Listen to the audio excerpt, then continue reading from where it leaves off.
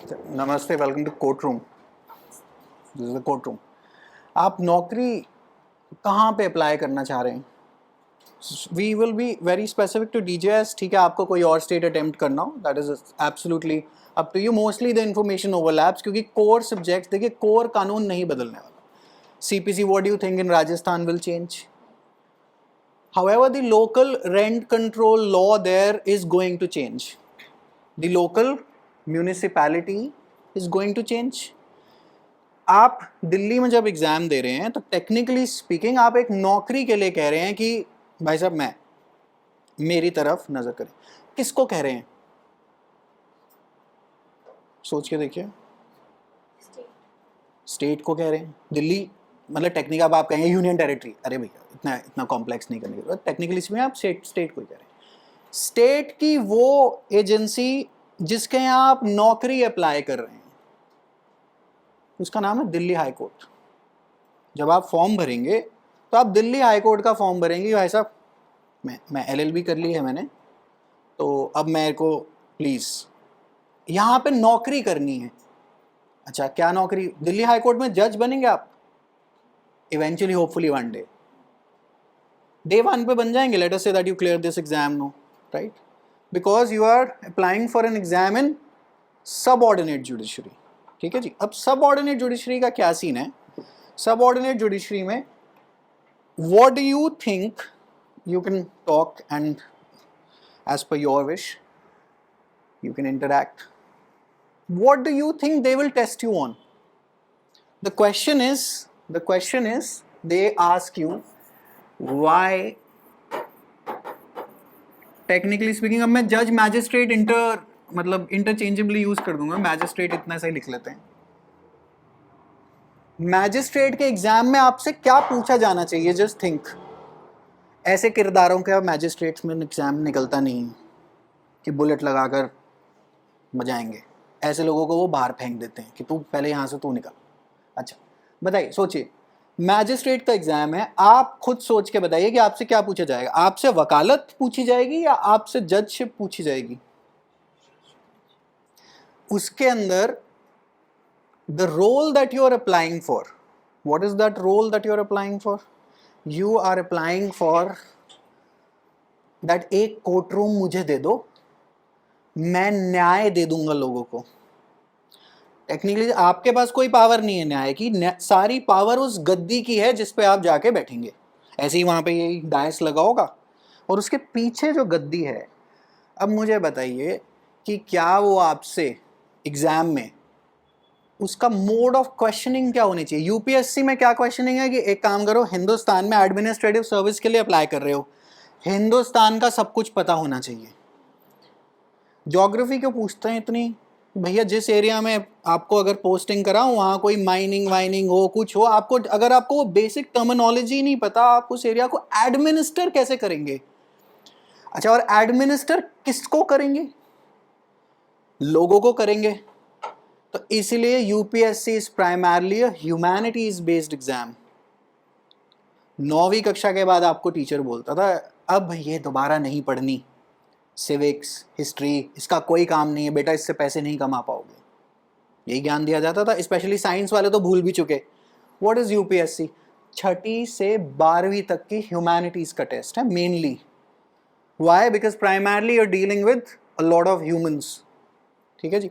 थोड़ा बहुत law, constitution, polity की कहीं लोगों के अधिकार आप ना छीन लें, क्योंकि आप उनके सर पे बैठेंगे।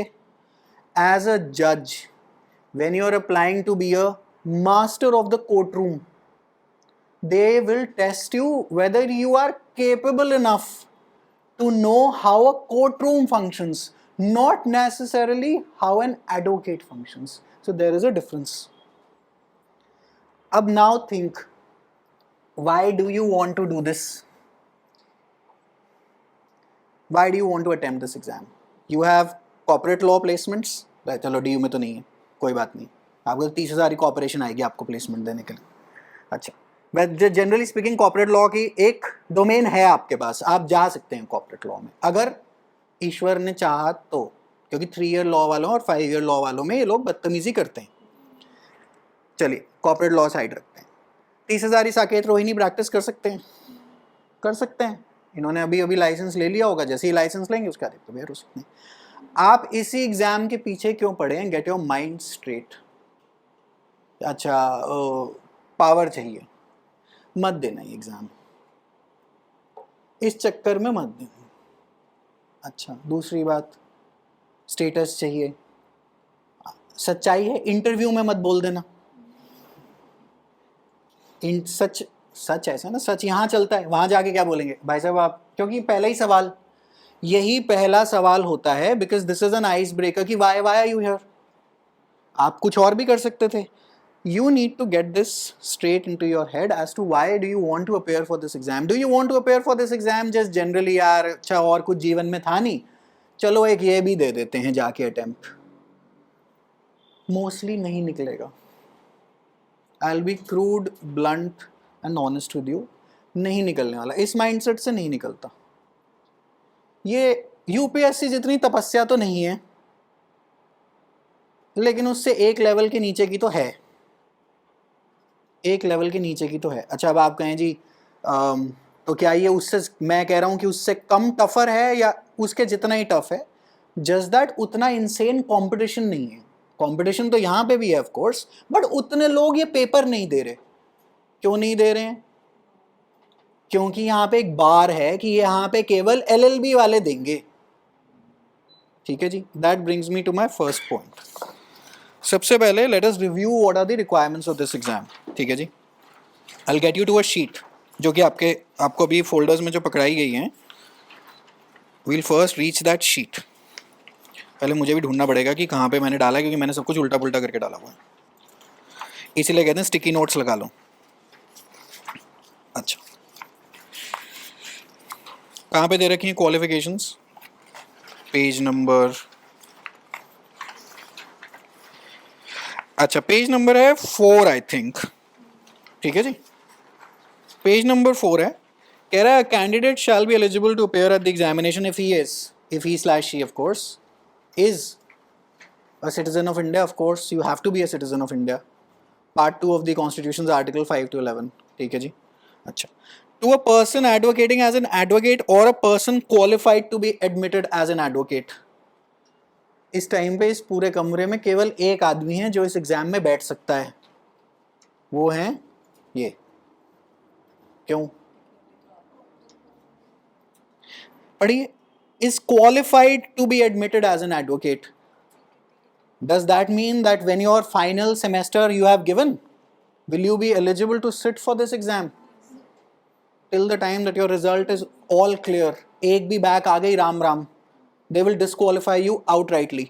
Now this differs state to state. Delhi में ये ऐसा है, वो कहता है वकालत कर आओ पूरी। दूसरे स्टेट्स में नहीं है। You research on which state. अच्छा बाकी सब पे रिसर्च करने की तो जरूरत है नहीं, अपने 2 टारगेट स्टेट बनाएंगे। दिल्ली के साथ Haryana almost is a 1-to-1 replica of this exam. 1-to-1 कह रहा हूँ, उसमें ऑफ कोर्स वहाँ के लोकल लॉज बदल जाएंगे, थोड़ी बहुत भाषा भूषा की, लैंग्वेज स्टाइल बदल जाता है क्वेश्चंस का, बट मोस्टली लॉ में 2 तरीके के ही सवाल आ सकते हैं। जिन्होंने डीयू का सेमेस्टर दे रखा है उन्हें एग्जैक्टली पता है कि मैं किस बारे में बात कर रहा हूँ। 2 तरीके का सवाल है, एक है थ्योरी समझा दो कॉन्सेप्ट की, रेस जुडिकाटा सेक्शन 11 सीपीसी लिख दे भैया 20 नंबर का आंसर, और एक में कहता रेस जुडिकाटा हटा, एक में ये 2 पन्ने की आपको राम कहानी दे देगा। A filed a suit in a particular court versus B. B went into appeal, but B filed a fresh suit on the same cause of action in another court. पूछ रेस जुडिकाटा ही रहा है, practical application पूछ रहा है। DJS is a mix of both. Your sheets contain a sample of all the questions. जिनकी photocopy बेकार है ये तो उसमें ज़रा क्लियर नहीं आ रहा, बट एनी विच वे वो निकल आएगा। अब विल जस्ट डिस्कस दैट। ठीक है जी, अंडरस्टूड। 2 तरीके के क्वेश्चंस हैं। अब once you get this straight कि do I really wish to do this, semester में कितने दिन पढ़ के आपने ग्रेजुएशन करी है अभी तक? तभी मैंने पूछा था सेमेस्टर कब है। सेमेस्टर जब होता है कितने दिन पढ़ते हैं आप? 1 महीने। झूठ बोल रहे हैं, झूठ बोल रहे हैं। पूरे साल भी पढ़ाई ना करी हो ना, 3 दिन, क्या केस मैट दुक्की सब नहीं, अशोक जैन जिंदाबाद, 3 दिन में पेपर निकलता है, ये नहीं निकलता। वहाँ पे आप पूरी राम कहानी कुछ भी लिख कर आ जाएं, आपने भी खुद लिखी होगी या लिख लेंगे, जब आंसर ना आ रहा हो 3 पेज की राम कहानी लिखाया था जी मैं, कभी 62 आ रहे हैं, कभी 57 आ रहे हैं, कभी 55 आ रहे हैं, और एक आपस में हो रहे हैं, अच्छा तूने ज़्यादा पढ़ाई करी थी, तेरे तो और कम आ गए। सेमेस्टर में इसका मतलब कुछ ना कुछ गड़बड़ है, यहाँ नहीं है, यहाँ नहीं होगी। जिस तरीके की सेमेस्टर की पढ़ाई है उससे विपरीत ये पढ़ाई है, ये मांगती है 300 दिन की पढ़ाई। सेमेस्टर में क्या करते हैं आप, मैक्स अगर आप पूरा सा साल देख लेते हैं, पूरे साल आप नहीं पढ़ते, मोस्टली कोई नहीं पढ़ता, और जो कहता है मैं सेमेस्टर के लिए पूरा साल पढ़ रहा हूँ, या तो वो CGI शिप पे जाएगा, वैसे ऐसा होगा नहीं हिंदुस्तान में क्योंकि कॉलेजियम सिस्टम क्लोज्ड है, तब भी नहीं जाएगा, और या वो झूठ बोल रहा है, सेकेंडली वो झूठ ही बोल रहा है, पूरे साल कोई सेमेस्टर के लिए नहीं पढ़ता। सेमेस्टर निकलता है 3-4 दिनों में, तो technically speaking every semester you are required to study for how many days, 15-20 days में, ये पता है 15-20 डेज इनटू 2 बारी साल में, दैट इज 40 डेज लगा लेते हैं, एक चालिया करते हैं आप साल में सेमेस्टर निकालने का, into 3, in 120 days you have LLB in your hand, 120, you study max 120 days in a year. और ये प्रथा स्कूल टाइम से चली आ रही, 8वीं कक्षा के बाद से ऑलमोस्ट ये प्रथा चली आ रही। कोई कहे जी मैं पूरा साल बोर्ड्स पढ़ा, बोर्ड्स की तैयारी हमारे टाइम पे, तो आपके टाइम पे भी आई थिंक उसी टाइम पे होते होंगे, मार्च के आसपास होते हैं बोर्ड्स, राइट। आदमी जागता नवंबर के आसपास ही, नवंबर दिसंबर से पहले करंट ही नहीं दौड़ता है। यहाँ पे रिक्वायरमेंट 300 दिन इंटू 5 घंटा, सिंपल फंडा, कोई जादू टोना नहीं, कोई मंत्र नहीं है, इसका कोई तोड़ नहीं है। ये 365 क्यों नहीं बोले, होली दिवाली डेटिंग जाएंगे आप करेंगे, ऐसे कुछ ये कुछ नहीं है, अच्छा जी मैं साधु मोड में चला गया, सारी दुनिया छोड़कर मैं गुफा में गया, 8 साल तैयारी करी फिर भी नहीं निकला, यूट्यूब पे जोश टॉक पे मोटिवेटर स्पीकर बनाऊंगा, झूठ की बात। 5 घंटा तो पढ़ सकते, 5 घंटा क्या पढ़ें, क्या पढ़ें। हर स्टेज पे आपका एग्जामिनर आपको केवल एक लाइन बोल रहा है, पहले वो समझ लेते हैं कि ये क्या बोल रहा है। हर स्टेज पे इसकी जो स्क्रीनिंग की प्रक्रिया है उसमें ये कुछ कह रहा है आपसे, देख लेते हैं क्या कह रहे हैं, और अगर हमें वो फॉर्मूले समझ में आ गए तो हम एग्जाम का अच्छा शॉट दे सकते हैं। ठीक है जी, अच्छा चलो पिक्चर का सीन, ये एग्जामिनर है परेश रावल। ये गाड़ी लॉक कौन करेगा बाबा? अगर खोलना नहीं छोड़ने का, मैं बात किया तो हाँ ठीक है ये क्या साला खिड़की तो खुला ही रखेंगे, क्या गुंडा बनेगा रे तू? हर स्टेज पे एग्जामिनर कह रहा है, अरे क्या जज बनेगा रे तू, हर स्टेज पे कह रहा है। प्री के स्टेज पे कह रहा है अरे क्या ही जज बनेगा, तेरी आंसर स्क्रिप्ट नहीं पढ़ता मैं। वो कह रहे क्यों नहीं पढ़ेगा रे तू, वो कह रहे क्योंकि तुम्हारी उतने लायक नहीं हो, उतने लायक नहीं है। कि प्री का मतलब क्या है, केवल उसकी आंसर स्क्रिप्ट। अब आंसर स्क्रिप्ट मान लेते हैं, लेट अस से कि यहाँ पे 60 लोगों का बैच है, 60 के 60 ने मुझे 60 आंसर स्क्रिप्ट दे दी कि मेरी मॉक आंसर स्क्रिप्ट चेक करके दे दो, मैं तो हाथ खड़े कर दूंगा, ऐसा मैं नहीं कर रहा। सोच के देखिएगा, अगर 1000 बच्चों का बैच हो और उसमें वो कहते हैं भाई साहब ये चेक कर दो, कह रहे जी वो सर आ नहीं रहे क्लास में, कह रहे हिमालय चले गए, नहीं हो पाएगी, वो चाहता ही नहीं आंसर स्क्रिप्ट पढ़ना। प्री का मेन फंडा क्या है कि क्या ही जज रे बनेगा रे तू, तेरे को आर्टिकल 21A तो पता नहीं, फंडामेंटल ड्यूटी तेरे को पता नहीं, फंडामेंटल राइट तेरे को पता नहीं, CRPC में FIR कहाँ होती है, अब तो खैर नई CRPC आ गई, हाँ कि नई वाली में तुम्हें पता नहीं, नई वाली IPC में क्या ही जज बनेगा रे तुम, तेरी आंसर स्क्रिप्ट नहीं पढ़नी मुझको। प्री में वो ये चिक चिक के कह रहा है।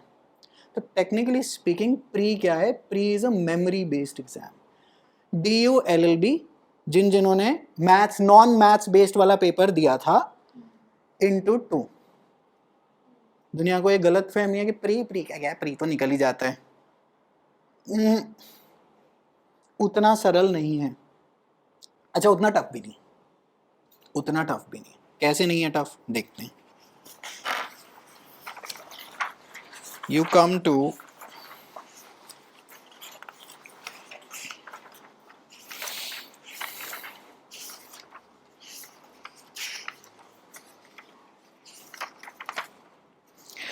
Page number 12। काफ़ियों के पास जो होगी वो क्लियर होगी कॉपी, काफ़ियों के पास थोड़ी अनक्लियर सी होगी। जो गरीबी रथ फोटोकॉपी दुकान से फोटोकॉपी हुए हैं वहाँ से थोड़ी अनक्लियर होगी। पहला क्वेश्चन कह रहा है विच article of the constitution of India prescribes that a person who voluntarily acquires the citizenship of a foreign state shall not be a citizen of India. यहाँ से जिसने कॉन्स्टिट्यूशन और पॉलिटी कर रखी होगी, मैं गर्व के साथ कह सकता हूँ कॉन्स्टिट्यूशन तो आप निकाल देंगे, कॉन्स्टिट्यूशन के सवाल आप निकाल देंगे, आराम से निकलेंगे कॉन्स्टिट्यूशन के सवाल। इससे ज़्यादा लॉलीपॉप प्रश्न गोल्डन प्लेटर पे डीजेएस प्री में, to tell you honestly DULLB और DJS pre constitution and polity में एक बराबर है। जो आपने जो तैयारी करी थी ना कॉन्स्टिट्यूशन पॉलिटी की, अच्छा DU, अब वो नॉन DU वाले कह रहे भाई साहब हमारा क्या, आपने भी तो करी होगी क्लैट फ्लैट की, कॉन्स्टिट्यूशन एंड पॉलिटी तो पढ़ के ही गए होंगे। जो सिंगल लाइनर जो MCQs वहाँ आते थे, टेक्निकली स्पीकिंग यही है। अच्छा और देख लेते हैं, सैम्पल देख लेते हैं। क्वेश्चन नंबर 198 पे जा रहा हूँ। Which article of the constitution of India empowers the president to appoint acting chief justice of high court. अगर कॉन्स्टिट्यूशन पढ़ी हो तो ये आर्टिकल्स आपके पास हैं। तभी मैंने हमेशा जिन्होंने यहाँ से DULLB की तैयारी करी थी उनको बोलता नोट्स मत फेंक देना, कॉम्पिटिटिव एग्जाम में यही हैं, सेम है जो आप कॉन्स्टिट्यूशन पॉलिटी यहाँ से जा रहे हैं। This is what we call a simple questions. अच्छा आगे देख लेते हैं। ये बार बार आर्टिकल नंबर ही पूछे जा रहा है और एक इसने जजमेंट पूछ ली। अच्छा कौन सी जजमेंट पूछी है? L चंद्र कुमार वाली पूछी थी। लेकिन in which judgment did the Supreme Court of India uphold the freedom of speech and expression through medium of, क्या लिखा हुआ है? इंटरनेट। अच्छा जी इंटरनेट वाली जजमेंट है। अच्छा अनुराधा भसीन। हाँ सिंपल सा एक फंडा है, सिंपल सा एक फंडा है। ये तैयारी तो LLB एंट्रेंस वाली है। अब आप कहेंगे पूरा प्री ऐसा है, ना ना ना ना, पूरा प्री ऐसा नहीं है। अच्छा प्री का इसका मतलब क्या है कि एक सेक्शन ऐसा है। दूसरा सेक्शन देख लेते हैं, दूसरा सेक्शन देखते हैं कि क्या है और क्या नहीं है। ताने जी एक फ्रेश प्रिंट आउट मुझे ला के दे दो मेरे अमीर प्रिंटर से जो थोड़ा ठीक हो। अच्छा पेज नंबर 10 पे आइए, पहले थोड़ी आसान चीजें देख लेते हैं। The expression burning the candle at both ends means. Do you think you will be able to tackle such questions? Idioms, phrases, antonyms, synonyms, prepositions in and ought for. Do you think you will be able to handle such questions? You have handled them at your LLB entrance level only. So in a mix of 200 questions, they want to test you whether your basics are right, firstly, and secondly, what else is right? The law is right or not.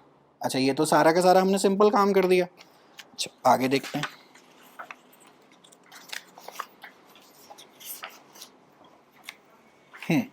Thank you.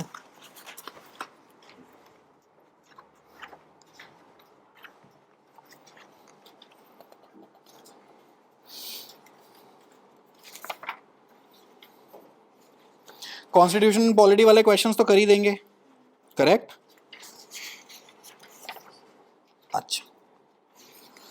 अच्छा page number 11 पे आइए, थोड़ा सा और देख लेते हैं।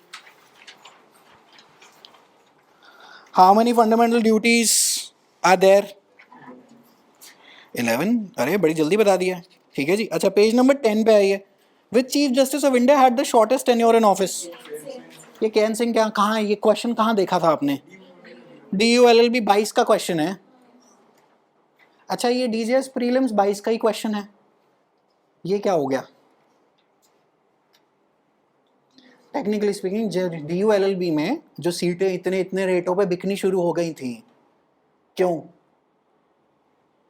Questions तो कहीं और से आ रहे हैं और हायर लेवल के क्वेश्चंस आ रहे हैं, नीचे आ रहे हैं, इसलिए DU की। अब तो खैर CUET PG में तो अब तो बर्बादी हो गई, सिर्फ और सिर्फ मैथ्स पूछी जा रही है जिनको ये फन फैक्ट ना पता हो। इस साल अगर आप 2+2 = 4 डिवाइडेड बाय 2 कितना होता है बताएंगे तो LLB कर पाएंगे, और अगर आप बताएंगे कि आउटलुक में क्या शॉर्टकट कमांड है तो भी आप LLB कर पाएंगे।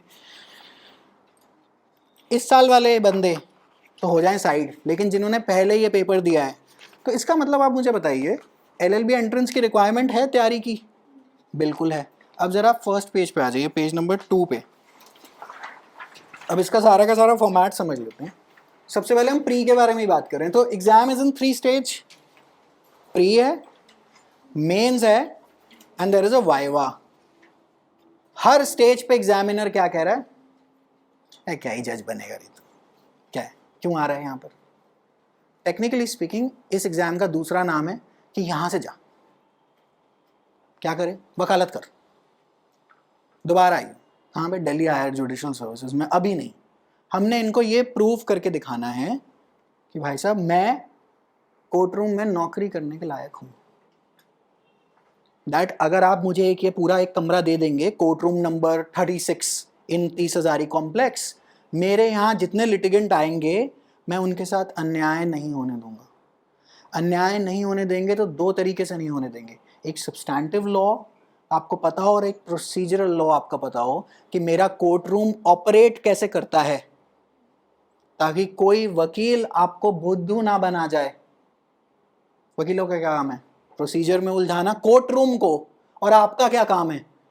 इसको ना उलझाने देना कोर्ट रूम को, because you are there to adjudicate a dispute. There is going to be a dispute, there are going to be 2 parties जो अपने अपने वकील साहब लेकर आएंगे।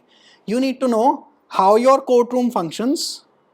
Secondly, you need to know how do you administer justice by knowing the substantive law provisions. अच्छा, police तो 150 बनने की चार्जशीट बना के देगी आपको कि भाई साहब इसको अगले 150 साल अंदर ही रखना। आप कहेंगे नहीं नहीं नहीं, ऐसा तो मैं होने नहीं दूंगा।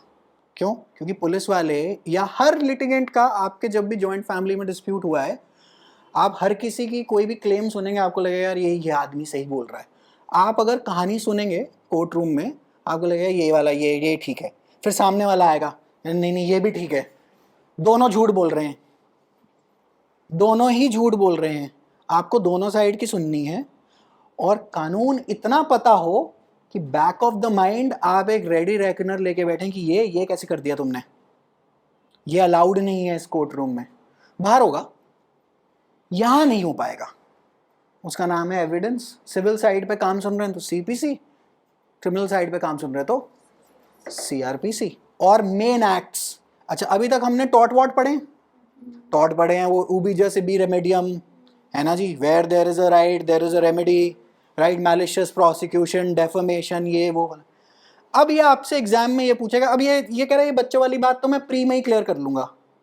प्री में अगर किसी को डेफमेशन ही नहीं पता, जो आज की IPC के हिसाब से सेक्शन 499 में है, अगर आपको ये रेडिली नहीं पता, वो कहता है मैं तेरी आंसर स्क्रिप्ट नहीं पढ़ूंगा। और अच्छा, अब जब चेंज होगी तो guess what are they going to ask?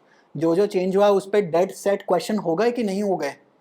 Community section 53 of the IPC right now prescribes you certain kinds of punishments.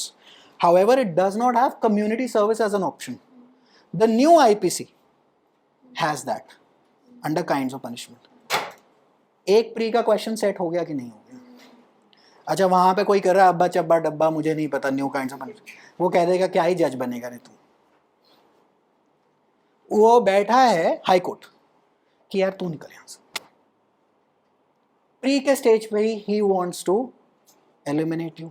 Now will also, मैंने यहाँ पे ना अंदर इसके अंदर मार्क्स भी निकाल के दे रखे हैं आपको to give you a sample.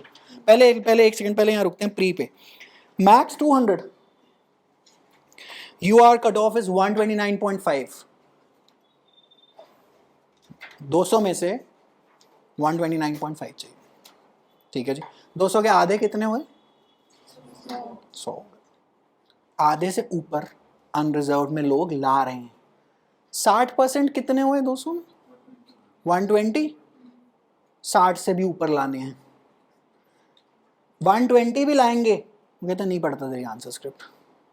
Around the 65% mark is the standard cutoff in DJS Pre for the last few odd years.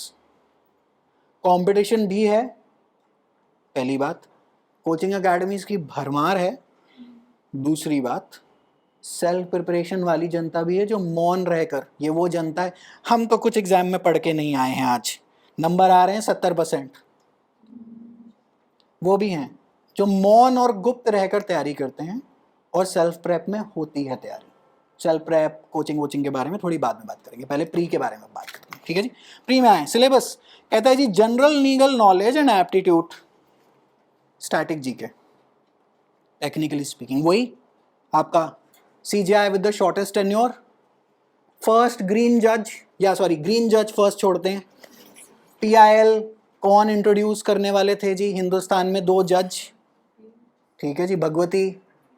Which of the following was not a CGI of India, stuff such as that, standard DJS pre के questions हैं, ठीक है जी। अच्छा आगे चलते हैं, power of expression flair in English, technically speaking कह रहा है idioms, antonyms, synonyms, a and the, at, for, on वाले क्वेश्चंस सेम टू सेम। अभी तक तो LLB entrance is repeating, 1 to 1 it is repeating, ठीक है जी। अच्छा आगे चलते हैं, knowledge of objective type legal problems and their solutions covering the constitution of India. तो the constitution of India pre के हिसाब से दोबारा पढ़नी पड़ेगी। अच्छा और यहाँ पे आर्टिकल्स बहुत पूछते हैं, article numbers specifically, because pre is a memory based exam, they are primarily testing you on memory, like for example part 1 में क्या दे रखा है constitution के, the union दे रखा है, the union and its territory दे रखा है, और part 5 में क्या दे रखा है, part 2 में क्या दे रखा है, citizenship, part 3 में क्या दे रखा है, 4 DPSP, 4A which amendment brought in 4A, 42nd amendment. 42nd amendment कौन से साल में आई थी, केशवानंद भारती का year, stuff such as that. You make an error in this, वो कह देगा क्या ही जज बनेगा, तो भाग यहाँ इन 1 सब्जेक्ट, ठीक है जी। अच्छा second subject, the code of civil procedure 1908 जो आप कैरी आउट कर रहे हैं, ठीक है जी। अच्छा फिर आपकी नई IPC, नई CRPC, नया सब कुछ।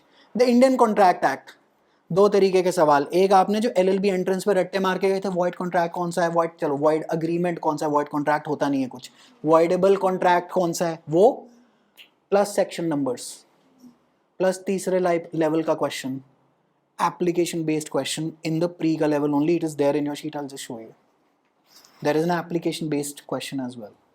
तो 3 तरीके के सवाल आ गए फ्रॉम योर बेयर एक्ट। जिन लोगों ने DU LLB की तैयारी करी थी, यू डिड स्टेज 1 तैयारी, then there is a stage 2 की तैयारी, and then there is a stage 3 की तैयारी। Stage 3 की तैयारी is because the exam is testing you on what, whether you can apply your mind to a judicial matter judicially, whether you can apply your mind। एक तो है रट्टा, रट्टे में सारे क्वेश्चंस नलिफाई हो जाएंगे, आपका कंपटीशन उतना रट्टा तो मार के आया होगा भाई, जिसने कोचिंग के पैसे भरे हैं, 1-1.5 साल से बैठा हुआ है, रट्टा तो वो पक्का मार लेगा। वो कहता है रट्टे वालों को भी थोड़ा सा साइड रखो, मुझे एक लेवल ऊपर का आदमी चाहिए। टॉर्ट्स में हमने वो बात करी थी अभी, UBJ से भी रेमेडियम डेफेमेशन वगैरह। अब कह देगा A publishes a defamatory statement in Kolkata, B who resides in Bombay has his reputation lowered in Bombay। कौन सा कोर्ट सुन पाएगा इस मैटर को, CPC पढ़ी होगी तो जवाब दे पाएंगे। अभी I do not expect you to answer this.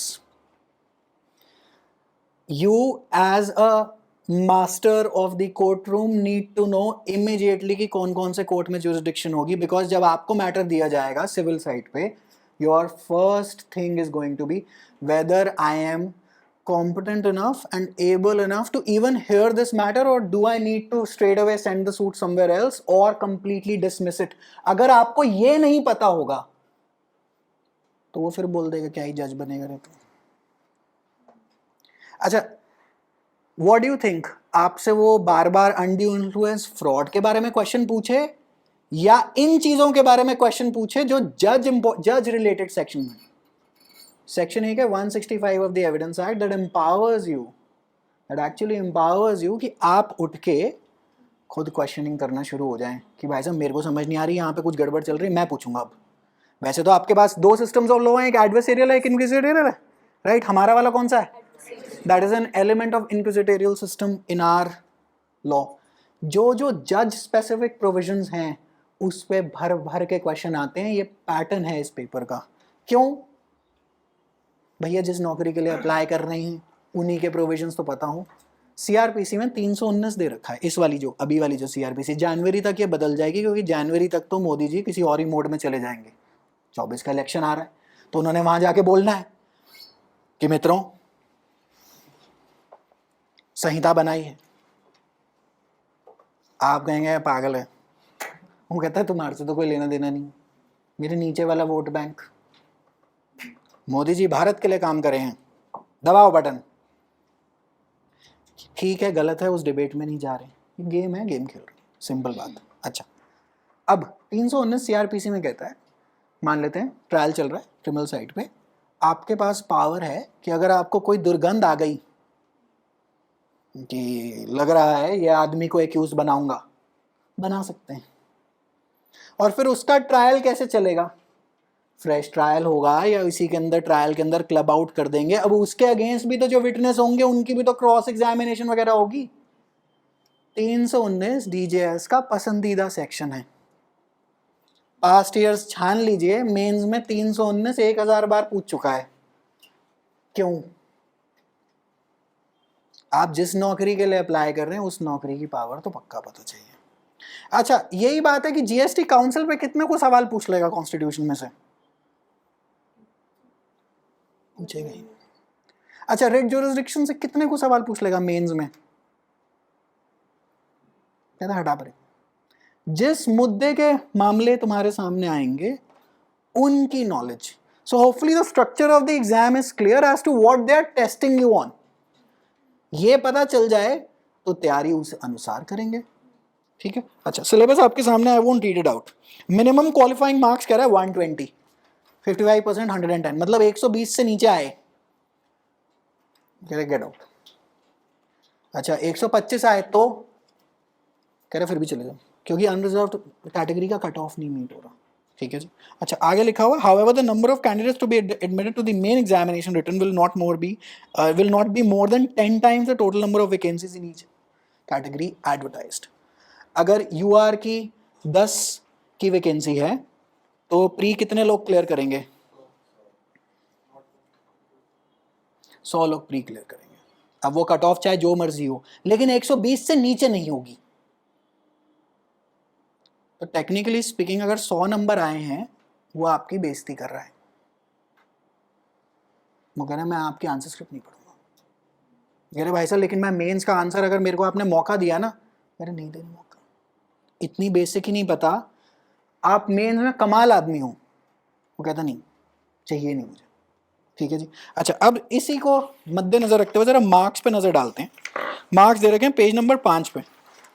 ये none of these as are students, मैंने सिर्फ जो पब्लिकली डॉक्यूमेंट है वो मैंने निकाला। ठीक है जी। अब कल को कोई क्लेम कर दे कि अच्छा जी ये तो हमारे स्टूडेंट, मेरा कोई नहीं है यहाँ पे, मेरा कोई नहीं। ठीक है जी। क्या लिखा हुआ है यहाँ पे? ये बंदे का नाम लिखा हुआ है, कह रहे short listed for Vivo watch. ठीक है जी। अच्छा, वीवो वॉइस में अब जरा इधर आइए, जरा एक ये सीरियल नंबर है, मैं जानबूझ के नाम नहीं ले रहा इनके ऑन वीडियो। सीरियल नंबर 9 देखिएगा, शर्मा जी के नंबर देखिएगा, 499.5, नॉट शॉर्ट लिस्टेड। मेरे ये क्या है, 850 में से 499.5 है। अच्छा, अब एक कोरिलेशन करना पड़ेगा, ये मेंस के मार्क्स हैं। जरा नीचे आइएगा प्री के मार्क्स पे। टॉपर भैया जो हैं सैनी साहब, ये 22 का रिजल्ट है बाय द वे, 158.75 लेकर आए हैं।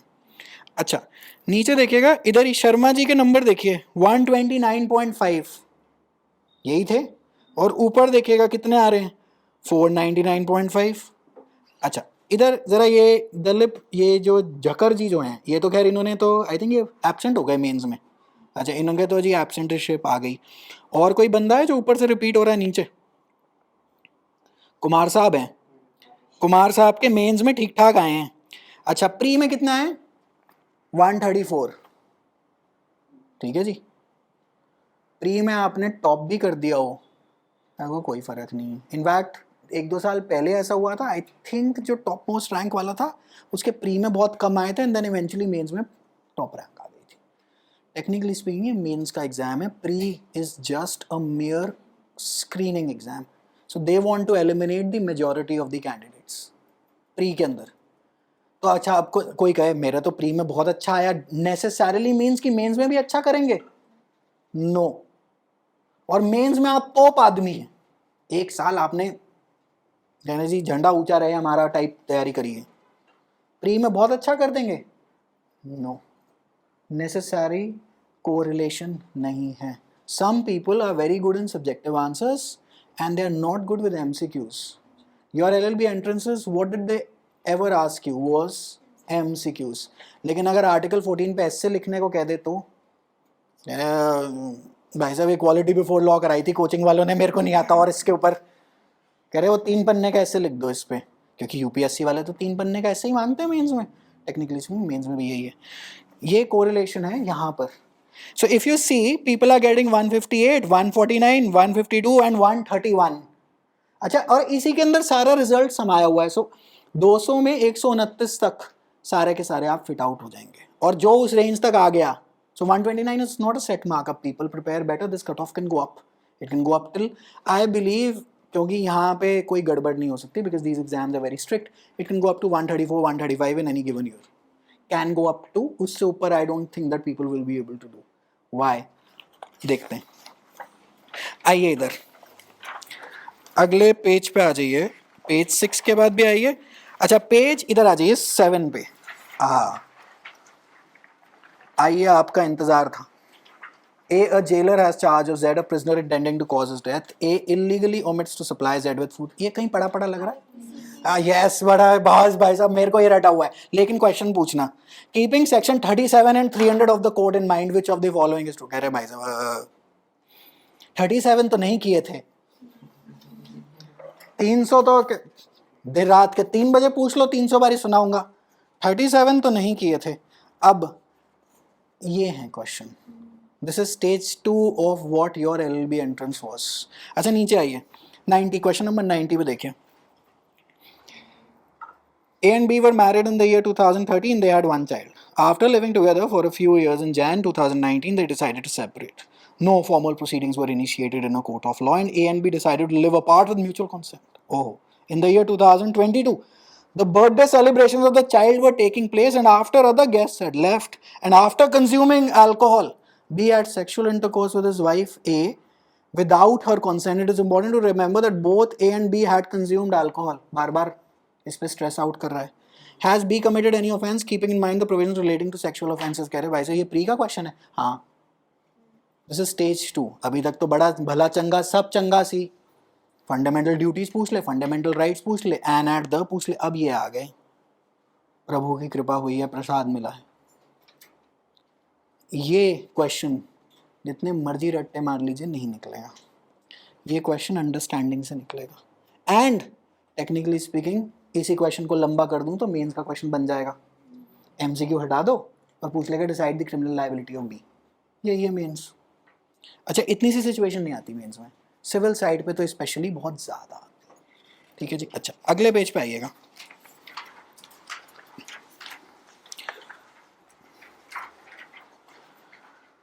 अच्छा, पहले 129 देखेंगे, है ना. The nature of wagering agreement was explained in the case of standard ratta based question. If you know your semester का case law, you will pretty much know the answer to this. अच्छा, पहली बात, मोहरी बीबी तो नहीं है. मोहरी बीबी किससे रिलेटेड था? माइनर की age, right, to enter into a contract, right. तो ऐसे जो मेन जो क्लासिक केस लॉज हैं, so this gives you one hint for pre. You need to know major case laws of each and every subject that they are testing you on. Topic wise, तो आपके पास list लगी होनी चाहिए. Whether you are self preparing, whether you join a coaching, whether you don't join a coaching, you need to have a list of the classic case laws of each subject of pre. Understood. आते हैं question number 103. कह रहे कुछ बड़ा लग रहा है. A and 4 of his accomplices who absconded are alleged to have kidnapped G from New Delhi, taking and confining her in several places at Gurugram in Haryana. Several places. IPC में याद आ रहा है कुछ कभी कुछ के सेक्शन थे यहाँ पर. ठीक है जी. ट्रांजैक्शन जो आपका, अच्छा, इनकोएट क्राइम्स याद आ रहे, कुछ कॉन्टिन्यूइंग ऑफेंसेस. वो एक लाइनर के MCQ पूछेंगे और साथ में ये भी पूछेंगे. इसलिए कट ऑफ 130 ज़्यादातर नहीं तापती, क्योंकि कौन करेगा ये. यहाँ पे लोग गलती खा जाते हैं. सही कहाँ कर आते हैं? जो हमने क्वेश्चंस पहले देखे. अरे पूछ, इधर आओ. एग्जामिनर को, अब हम परेश रावल को हम बुला रहे, इधर प्रियम्बल पूछ, मैं बता. अच्छा कॉन्ट्रैक्ट एक्ट पूछ, विच of the following is void voidable, मैं बताता हूँ। वो कह रहा है फिर मैं पूछूंगा, अब वो ये पूछ रहा है। अच्छा ये वो फिल्टर आउट करने के लिए पूछ रहा है कि वो एलएलबी एंट्रेंस वाले नन्हे मुन्ने बच्चे, वो कह रहे वो तो मुझे भी पता है, वो मुझे चाहिए नहीं, मुझे ये वाले चाहिए। इसमें लगता है टाइम। और ये कोई भी, जैसे हम एलएलबी एंट्रेंस में रट्टे मार मार के तैयारी कर लेते थे और सब अंदर कॉलेज पहुंच गए और सब सेमेस्टर निकाल रहे हैं, यहाँ पे नहीं, वो दाल नहीं गलती। ये केवल और केवल वो क्वेश्चन सॉल्व आउट कर पाएंगे जिनकी कॉन्सेप्चुअल क्लैरिटी अच्छी है। एंड पीओई से, प्रोसेस ऑफ एलिमिनेशन से, इसका कोई क्लियर कट आंसर नहीं निकाल पाएंगे आप। मतलब आपको लगे कि हाँ मैं क्वेश्चन देखते ही फटाफट, नहीं, this is application of your mind. ठीक है जी, इसमें कॉन्सेप्चुअल क्लैरिटी चाहिए इन क्वेश्चंस में। Do you understand? This is one sample. अच्छा बाय द वे, मैंने इन शीट्स में कोई भी वैसे और टेढ़े मेढ़े प्रश्न नहीं निकाले हुए कि पता चले कॉन्फिडेंस ही टूट जाए कि भैया मैं तो नहीं दूंगा। ये मैं सब आपको दिखा क्यों रहा हूँ, ताकि आप ये डिसाइड कर लें कि आपने इस पेपर की तैयारी करनी भी है कि नहीं। कि देख लीजिए जो है आपके सामने पड़ा हुआ है। अच्छा अब आप इधर आए, पिछले पेज पे आ जाएं। ये एफरव हो गया, एफरे है एक्चुअली, क्योंकि कॉपी पेस्ट करते करते जब मैं कॉपी पेस्ट कर करके थक गया तो मैंने सीधा सीधा ये वाले क्लिप ही निकाल दी जो भी ऑनलाइन क्वेश्चन पेपर पड़े हुए थे। ठीक है जी। अच्छा क्या, चलिए प्री के बारे में बातचीत पहले खत्म कर लेते हैं, फिर आगे चलते हैं। फिर से आए पहले पेज पे, पेज 2 of 16 पे। So hopefully pre is clear, no? Pre का सिलेबस क्लियर है? I don't think that I need to repeat this, it is on your screen right now, it is with you as well. ठीक है जी, pre का यही। अगर मैं sum up करूं तो 12 बेयर एक्ट्स हैं। अब आप कहेंगे एक मैं सारी छान दूंगा, नहीं हो पाएगा, हो ही नहीं सकता। सीपीसी खोलिए, सीपीसी खोलिए, सीपीसी लाए ना सीपीसी। ठीक है जी, खोलिए सीपीसी। डायनासोर उतने ही बड़े साइज की है। ऑर्डर 21 पे चले जाइए, इंडेक्स में, इंडेक्स में ऑर्डर 21, डबल एक्स एंड 1। ठीक है जी। Execution of decrees and orders, right? कितने रूल्स हैं? What is the last rule number on this? 106। एक ऑर्डर में rule 1 to 106, section 4, sorry chapter 4 of the IPC, general exceptions, section 76 to 106, read with 105 of the evidence act. अभी वाली अब बदल जाएंगी। ये जितने मेरे रट्टे हैं सारे पानी हो चुके हैं आज के डेट में। मैं भी वो दूसरे एक टीचर ने बीच में बनाया था, पढ़े लिखे लोगों को चुनो, वैसी स्पीच नहीं दे रहा। करना पड़ेगा काम, बिकॉज लाइफ का दूसरा नाम ही चेंज है। Anything that you want to hold on to, it changes. All your tactics from LLB entrance of those bare acts are now down the drain. However, rule 1 to 106, ये एक order है। आपको लगता है आप सारे रट लेंगे? I doubt. और ये एक बेयर एक्ट है, नहीं हो पाएगा। This exam doesn't require you to enter into, like, for example, I'll give you one example.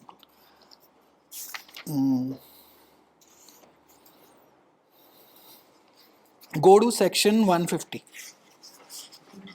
Section 150, order नहीं बोला मैंने. This act is divided into 2. Go to section 150.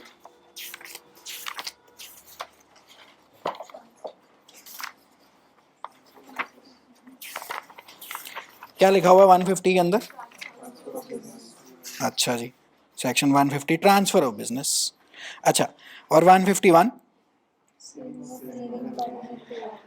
Saving of inherent powers of court.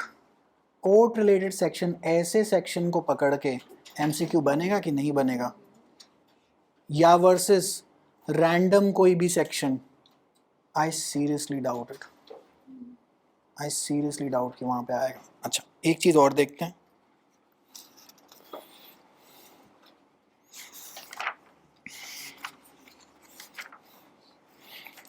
Basically ऐसे impromptu MCQ छानने ज़रा difficult हो जाते हैं। अच्छा, come to section 15। straight away go to section 15. Every suit shall be instituted in the court of the lowest grade competent to try it. इसमें से MCQ क्या बनेगा प्री पे? बताइए सोच के बताइए. Every suit shall be instituted in the court of the dash. Practical based MCQ का बना देगा, 3 ग्रेड के कोड दे देगा और पूछेगा जरा बताना. Do you think MCQs based on these sections are more likely to pop up or randomly anywhere from the act? Anything related to the courtroom has to pop up in the exam. It has a tendency to pop up. Go through past years, you will start noticing this pattern. अगर वैसे कोई ये pattern ना बताए तो शायद 6-8 महीने लग जाएंगे just to spot this. This exam is all about what not to do. What not to. They do not require you to do a PhD on all of this syllabus.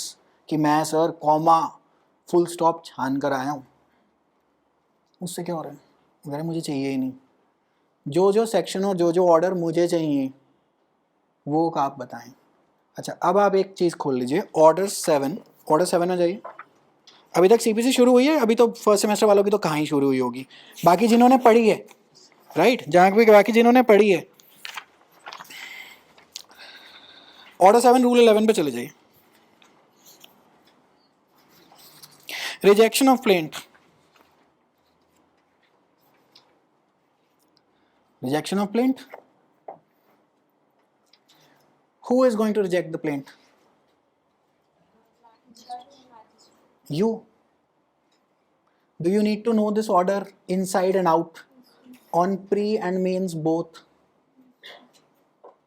जो आपकी power के काम के order, rule और section हैं, उन पे तो मास्टरी करनी है.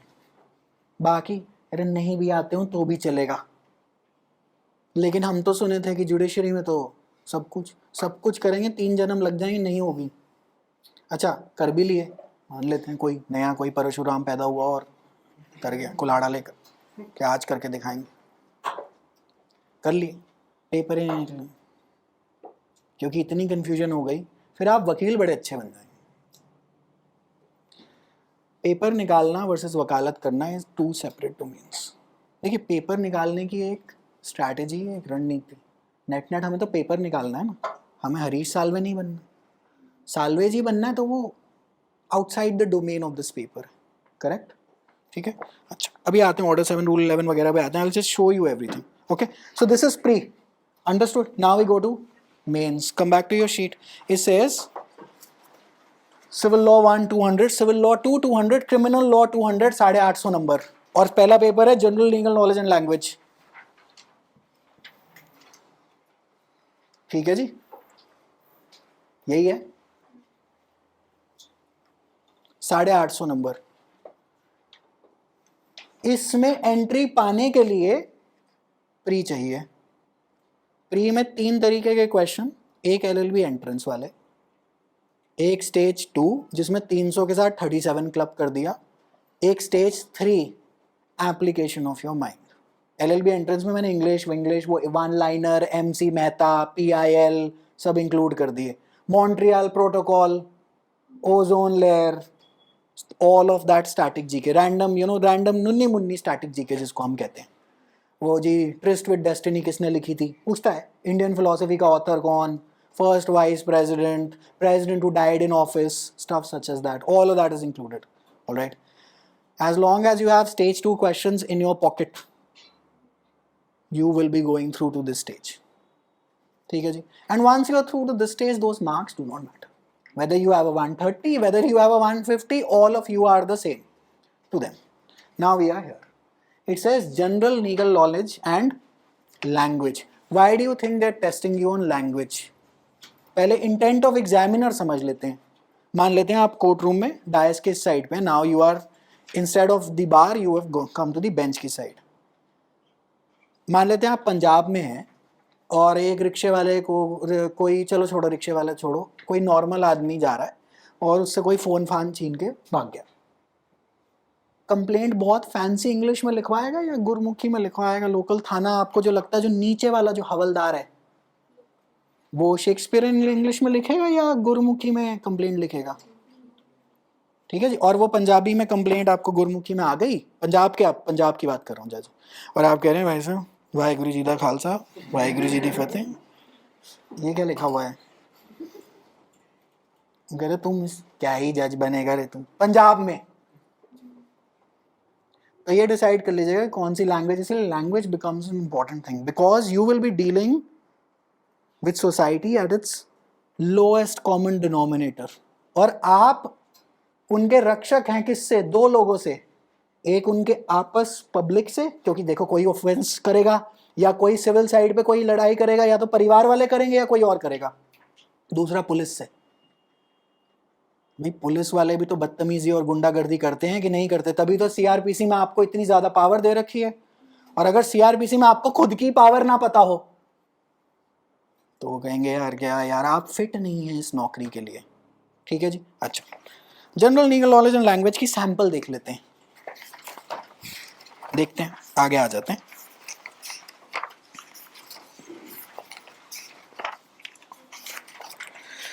पेज नंबर लास्ट में होंगे, पेज नंबर आइए 14 पे। अच्छा 14 तो मेंस है, इधर आ जाइए पेज नंबर 13 पे।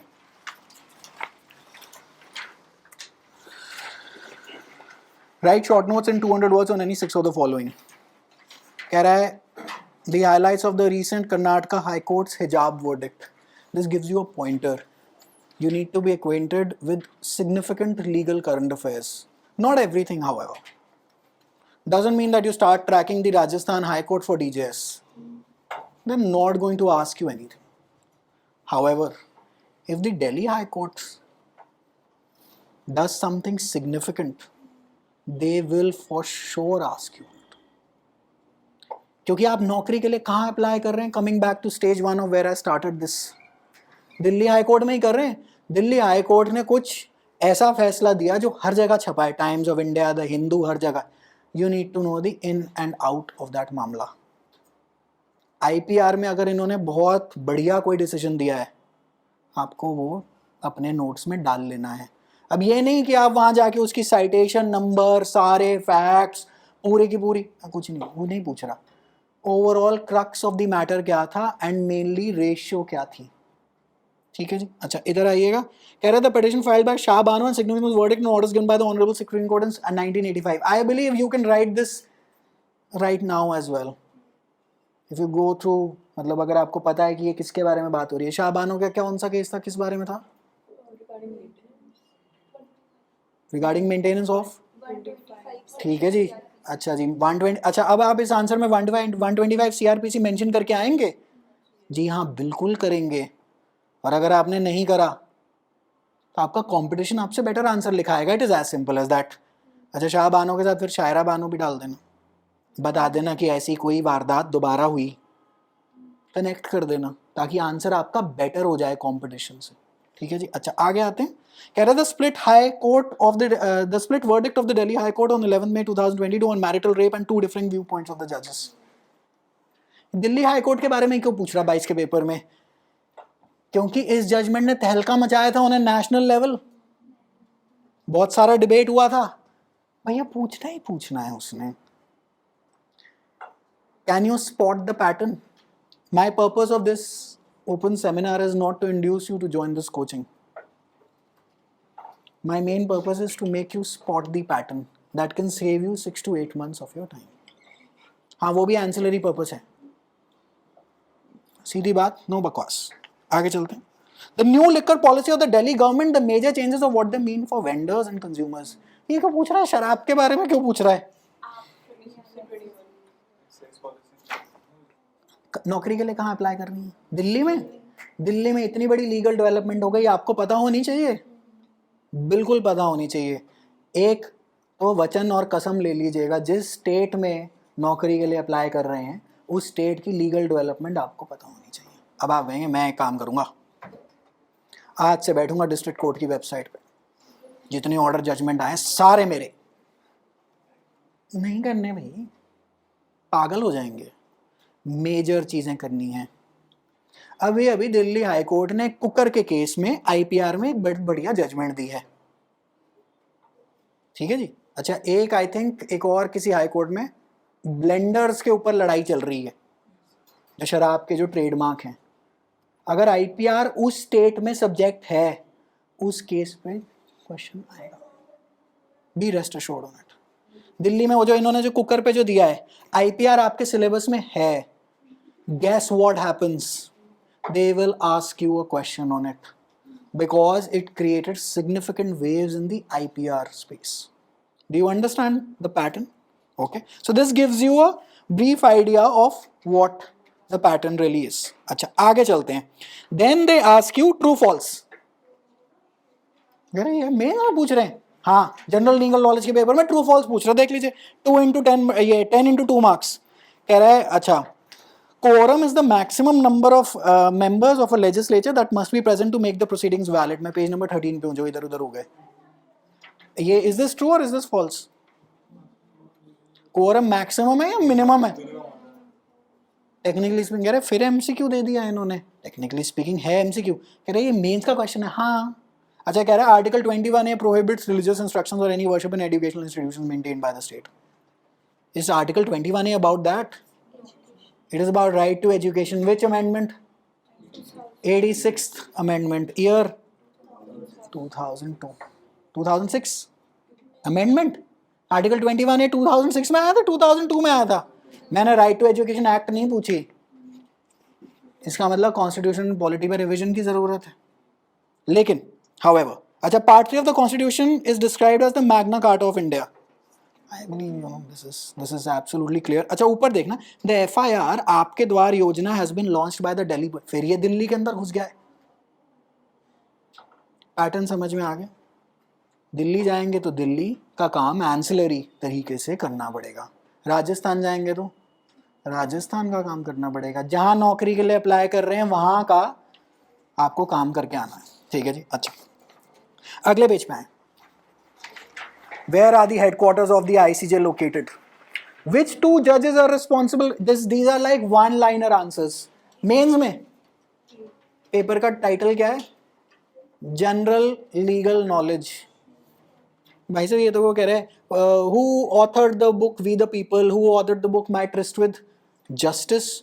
When is the National Law Day or Constitution Day observed in India? Now I'll tell you what.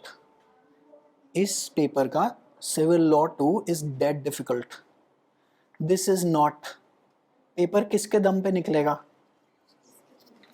यहां पे नंबर ना टूटे, क्योंकि कहीं तो टूटने वाले हैं, अभी वो देख लेते हैं कि कहाँ टूटने हैं अब। ठीक है जी, क्योंकि उनका उन क्वेश्चंस का कोई आसान तोड़ नहीं है। मैं कहूँ जी मैं आपको ऐसी राम गाथा पढ़ाऊंगा कि आप याद रखें, नहीं, झूठ है। आगे चलते हैं। अच्छा अब नीचे आए, one type of questions of mains civil law. नीचे यहां पर कहता है the concept of res judicata and estoppel. कह रहे ये तो सेमेस्टर में भी था, अगर आपने सेमेस्टर दिया है कह रहे ये तो सेमेस्टर में भी था। अच्छा आगे चलते हैं। कहता है section 52 of the copyright act provides for certain exceptions to infringement of copyright and the set provision allows limited use of copyright works without the permission of the copyright holder. लिख लेंगे फेयर डीलिंग पे। अगर IPR पढ़ रहे हो और 52 नहीं पढ़ के गए कॉपीराइट एक्ट में, मैं कहता हूँ पूरी कॉपीराइट एक्ट ना आती हो, 52 तो आना चाहिए। हर यूट्यूब वीडियो में जहाँ पे दूसरे की क्लिप यूज करते हैं पहले डिस्क्लेमर डाल देते हैं दैट इट देखो इट इज अलाउड, तो कह रहे हैं ऑन ग्राउंड्स तो बता दो। अच्छा बेयर एक्ट आपके सामने पड़ी है मेंस में। Now think, do you think, अच्छा लोग करते हैं ये क्या करा, बेयर एक्ट उठाई, बेयर एक्ट उठाई किस बात, सेक्शन 52 पूरा सेक्शन वर्ड टू वर्ड वापस मेंस के आंसर में लिख दिया। आपको लगता है नंबर देगा वो कहता है सुन सेक्शन तो मैंने ही बताया था तेरे को। वो कहता है नहीं मैं वर्ड टू वर्ड सेक्शन लिख कर, अब मेमोरी से थोड़े ना लिख रहे हैं, नंबर नहीं देगा। मेमोरी बेस्ड प्री पे काम खत्म हो गया। अब race judicata in ईस्टॉपल, bare act पढ़ी है सामने, क्या लिखेंगे? चलो रेस जुडिकाटा तो हम सेक्शन 11 सीपीसी फटाफट पढ़ के उसके इंग्रेडिएंट समझा के उसको समझा कर आएंगे कि वो सुनो sir high court Paresh Rawal, मुझे कॉन्सेप्ट पता है और मैं एक एग्जाम्पल भी दे रहा हूँ कि रेस जुडिकाटा में होता क्या है। अगर आप the concept of res judicata in estoppel का आंसर एक एग्जाम्पल के साथ समझा कर आएंगे, do you think it makes for a better answer versus then somebody who has written only theory portion? Pro tip, YouTube पे लोगों ने आरटीआई से आंसर स्क्रिप्ट निकाल के असेसमेंट कर रखी है, बैठ के देखिए उन वीडियोस को, मेहनत करनी पड़ेगी अगर आप सीरियस हो इस एग्जाम के बारे में। बहुत रिसोर्सेज अवेलेबल हैं, लोगों ने पीएचडी करी हुई है इस पेपर पे। ठीक है जी, आगे चलते हैं।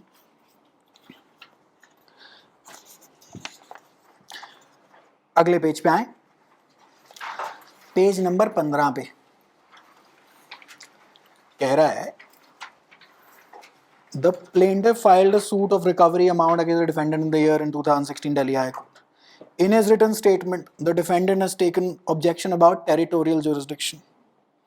Despite the objection, the plaintiff continued the suit. Section 21 पे जाइए CPC में, बैरक सामने पढ़िए, मेंस में बैरक है आपके पास, सेक्शन 21 खोल लीजिए इमीडिएट।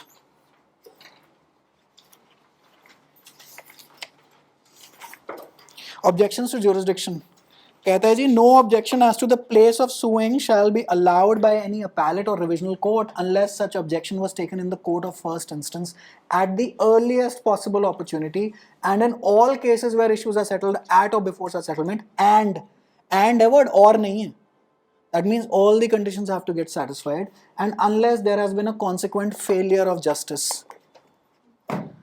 बैरक तो सामने पड़ी है, सेक्शन 21 ही ना पता हो तो यूज कैसे करेंगे? आंसर आपके सामने पड़ा हुआ है, सेक्शन भी सामने है, कॉन्सेप्चुअल क्लैरिटी होगी। So the topic, the question is popping up from place of suing. You go through past years, there is a question on place of suing सदा ही है। क्यों है ऐसा? Because it is practical application of CPC. Simple बात है, अभी तक तो हमने बात कर ली, कॉन्ट्रैक्ट एक्ट सबने पढ़ ली, एलएलबी एंट्रेंस में भी पढ़ ली होगी, फर्स्ट सेमेस्टर में पक्का पढ़ी होगी, करेक्ट। केस लगेगा कहाँ? मान लेते हैं एक पार्टी बॉम्बे की है और एक पार्टी बनारस की है और इन्होंने कॉन्ट्रैक्ट एंटर इनटू कर लिया कोलकाता पे और कोई डिस्प्यूट हो गया, मान लेते हैं हाइपोथेटिकली अज्यूमिंग कि कलकत्ते में केस लगा दिया गया और ऑब्जेक्शन नहीं उठाई गई कि कोर्ट के पास टेरिटोरियल जुरिसडिक्शन नहीं थी। बाद में अगर पूरा केस डिसाइड हो गया, अपील में वो सुनेगा नहीं, ऑब्जेक्शन सेक्शन 21 ये कह रहा है। अब ये बात पता होगी तो बेयर एक्ट फटाफट उठा के सेक्शन 21 देख तो लेंगे और उसके इंग्रेडिएंट यहां लिख दें, लेकिन अगर सेक्शन 21 ही ना याद आओ या पता ही ना हो, ये क्वेश्चन तो ना निकलता। जैसे ही क्वेश्चन देखा टेरिटोरियल, ग्रेट, मुझे पता है कि किस टॉपिक का है, टॉपिक का कोई एक क्लासिक केस लॉ भी होगा जो कि एक मेजर लैंडमार्क, भाई सब इतने साल हो गए कोर्टों को चलते हुए, एक तो पक्का होगा, वो उम्मीद लगा के बैठा है कि ये हमारे प्रभु बताएंगे, एक तो बता ही देंगे। अच्छा आप कहेंगे वो तो मैं तो इतनी सारी, अच्छा जब आप कमेंट्री उठाएंगे for example this, so this is a damn good commentary, you can buy this if you wish to, however fuse का शॉर्ट, मतलब दिमाग का फ्यूज उड़ जाएगा इसको पढ़ते हुए। इसमें 5 करोड़ साइटेशन है, कौन सी याद रखें कौन सी नहीं, मैं कह दूं केवल एक, लेकिन उसको अच्छे से काम करें। अब ऐसे तो सीपीसी पे हमारी लेजेंडरी बुक भी आती है, अकवानी, ये तो हर कोई कहता ही है, राइट। अब सीपीसी पे कितना को टाइम दे सकते हैं पूरी तैयारी में, बाकी सब्जेक्ट भी तो हैं। The point of a coaching academy primarily is to save you time, nothing much मोर।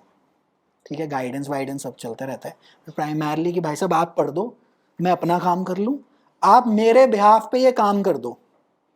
जब लोग मेरे से पूछते हैं कि जी सेल्फ प्रिपरेशन होती है, दैट इज प्राइमरली स्पीकिंग, उसका क्वेश्चन का जो ट्रांसलेशन है ये कि बॉडी घर पे बनती है कि नहीं।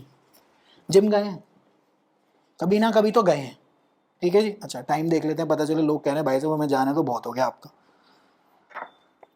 बॉडी घर पे बनती है, बनती है, किसने मना किया? जिम में थोड़ी तेज बन जाती है, थोड़े सिस्टमैटिक तरीके से बन जाती है। वहाँ एक मुंडू होते हैं हमारे जाट भैया जो बताते हैं कि दिन में कितने अंडे खाने हैं, पुशअप कैसे करने हैं, स्क्वाट कैसे लगाना है। अच्छा, और जिम वालों ने क्या कर रखा है, वजन खरीद रखे हैं, वेट उन्होंने खरीद रखे हैं और सिस्टम में लगा रखे हैं कि भाई ऐसा है, आज बाइसेप करनी, ये डंबल उठा, इसके 3 सेट करने। घर पे वो गाइडेंस उपलब्ध नहीं रहती है। आप मैनेज कर सकते हैं तो क्या फिजिक नहीं बनती? बिल्कुल बनती है, बिल्कुल बनती है। तो लोग फिर जिम क्यों जाते हैं? फिर इस हिसाब से तो जिम बंद हो जाने चाहिए। जिम जाते हैं कि भैया ऐसा है, मेरे बस की नहीं है, तू करा दे मेरे को। कोचिंग अकेडमी जाने का भी यही पर्पस है। तो 3 तरीके हैं इसकी प्रिपरेशन करने के। खैर क्वेश्चन देखते हैं एक और, फिर आते हैं। A is a well-known author who had written a Hindi novel. B is a director of Hindi movies. A assigned all rights pertaining to copyright in its novel in favor of B, who intends to make a Hindi movie of the theme. ठीक है जी?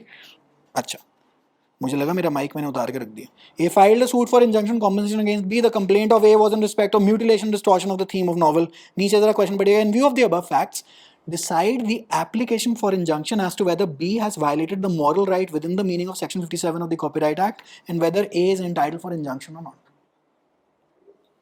कह रहे decide. Case mat, जो दुक्की वाली जो जनता, कभी case mat पढ़े हैं? कभी देखे थे खोल के फैकल्टी ऑफ लॉ के केस मैट? स्पेसिफिकली इन्हीं क्वेश्चंस को टैकल आउट करने के लिए हैं। ये जो सरकारी जो ये विश्वविद्यालय हैं, Jamia, DU, to an extent you can say NLU Lucknow, इनको टेक्निकली ट्रेडिशनली हम लोग JLC वगैरह भी जज फैक्ट्री क्यों कहते हैं? आप यही 3 साल लिखते हुए आ रहे हैं। आपको ओवरऑल पता है कि आपके जो सेमेस्टर हैं, technically speaking, mains is just multiplied that by 1.5, not even 2 इन्हीं सब्जेक्ट्स में। अच्छा, बेयर एक्ट सामने पड़ी है, सेक्शन 57 सामने पड़ा है, मॉरल राइट का कॉन्सेप्ट पता हो, आंसर तो लिख ही देंगे in a specific language required by the examiner. वो जो सेमेस्टर में जो हवाबाजी जो चलती थी वो नहीं, ये पढ़ेगा, ये वाकई में पढ़ता है। अच्छा, आपको कहेंगे बहुत फ्लावरली लीगल लैंग्वेज नहीं लिखनी, ऐसी लैंग्वेज लिखनी है हाँ, लेकिन डिफेंडेंट में, डिफेंडेंट की स्पेलिंग क्या है? ANT है, एंटमैन आता है डिफेंड करने। रिस्पॉन्डेंट है, डेंट लगेगा वहां पे, TENT, ठीक है जी। अगर इसमें डिफेंडेंट में ENT कर दिया और उसने पढ़ लिया, पक्का नंबर काट देगा कि इसको नहीं बनने दूंगा। उसका काम यह है कि इसको नौकरी नहीं देनी। ऐसी बेसिक गलती वो नहीं इग्नोर करते। क्या ना, ये नहीं पता। अच्छा, मान लो अपील का केस है, यहां पे आया डिसाइड दी अपील, और आप प्लेंटिव करी जा रहे हैं, या डिफेंडेंट मतलब अपैलेंट नहीं यूज करा आपने। अरे भाई साहब क्या यार, ये बेसिक एरर्स ऑफ लॉ आप नहीं कर सकते मेंस में, because they actually read the dam answer and they do read. कहीं आपको लग रहा हो अच्छा कुछ भी लिख देंगे, रैंचो जी ने उनको डीन को बुद्धू बनाया, 3 पेज की कहानी, पब्लिक इंटरनेशनल लॉ में लिखाइएगा, क्या पता ना भी पढ़े नंबर दे दे, यहाँ पढ़ेगा। ठीक है जी। अच्छा, अगले पेज पे आए, इंस्ट्रक्शंस देख लेते हैं मेंस की। You are allowed 15 minutes before the examination begins.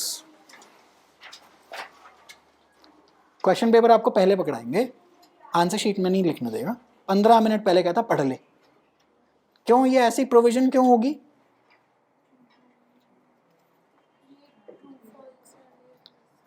ऐसी सिचुएशन अगर आप ओवरऑल ब्रॉडली आपको पता है भाई साहब मॉरल राइट पे एक क्वेश्चन आ रहा है, एक सेक्शन 52 पे आ रहा है, एक 319 पे पड़ा हुआ है, आपके दिमाग में एक रोड मैप सेट हो। क्योंकि अगर आप एग्जाम एंग्जाइटी में क्वेश्चन पढ़ेंगे, आधे तो समझ ही नहीं आएंगे कि घबराहट हो गई भैया, कहाँ से टाइमर आपने अलग लगा दिया और ये आधे पन्ने के क्वेश्चन और दे दिए। अच्छा, ये बाय द वे जब आप ये पूरे साइज है तो मैंने छोटा कर दिया, ये ऑलमोस्ट एक पेज का मेंस का क्वेश्चन है।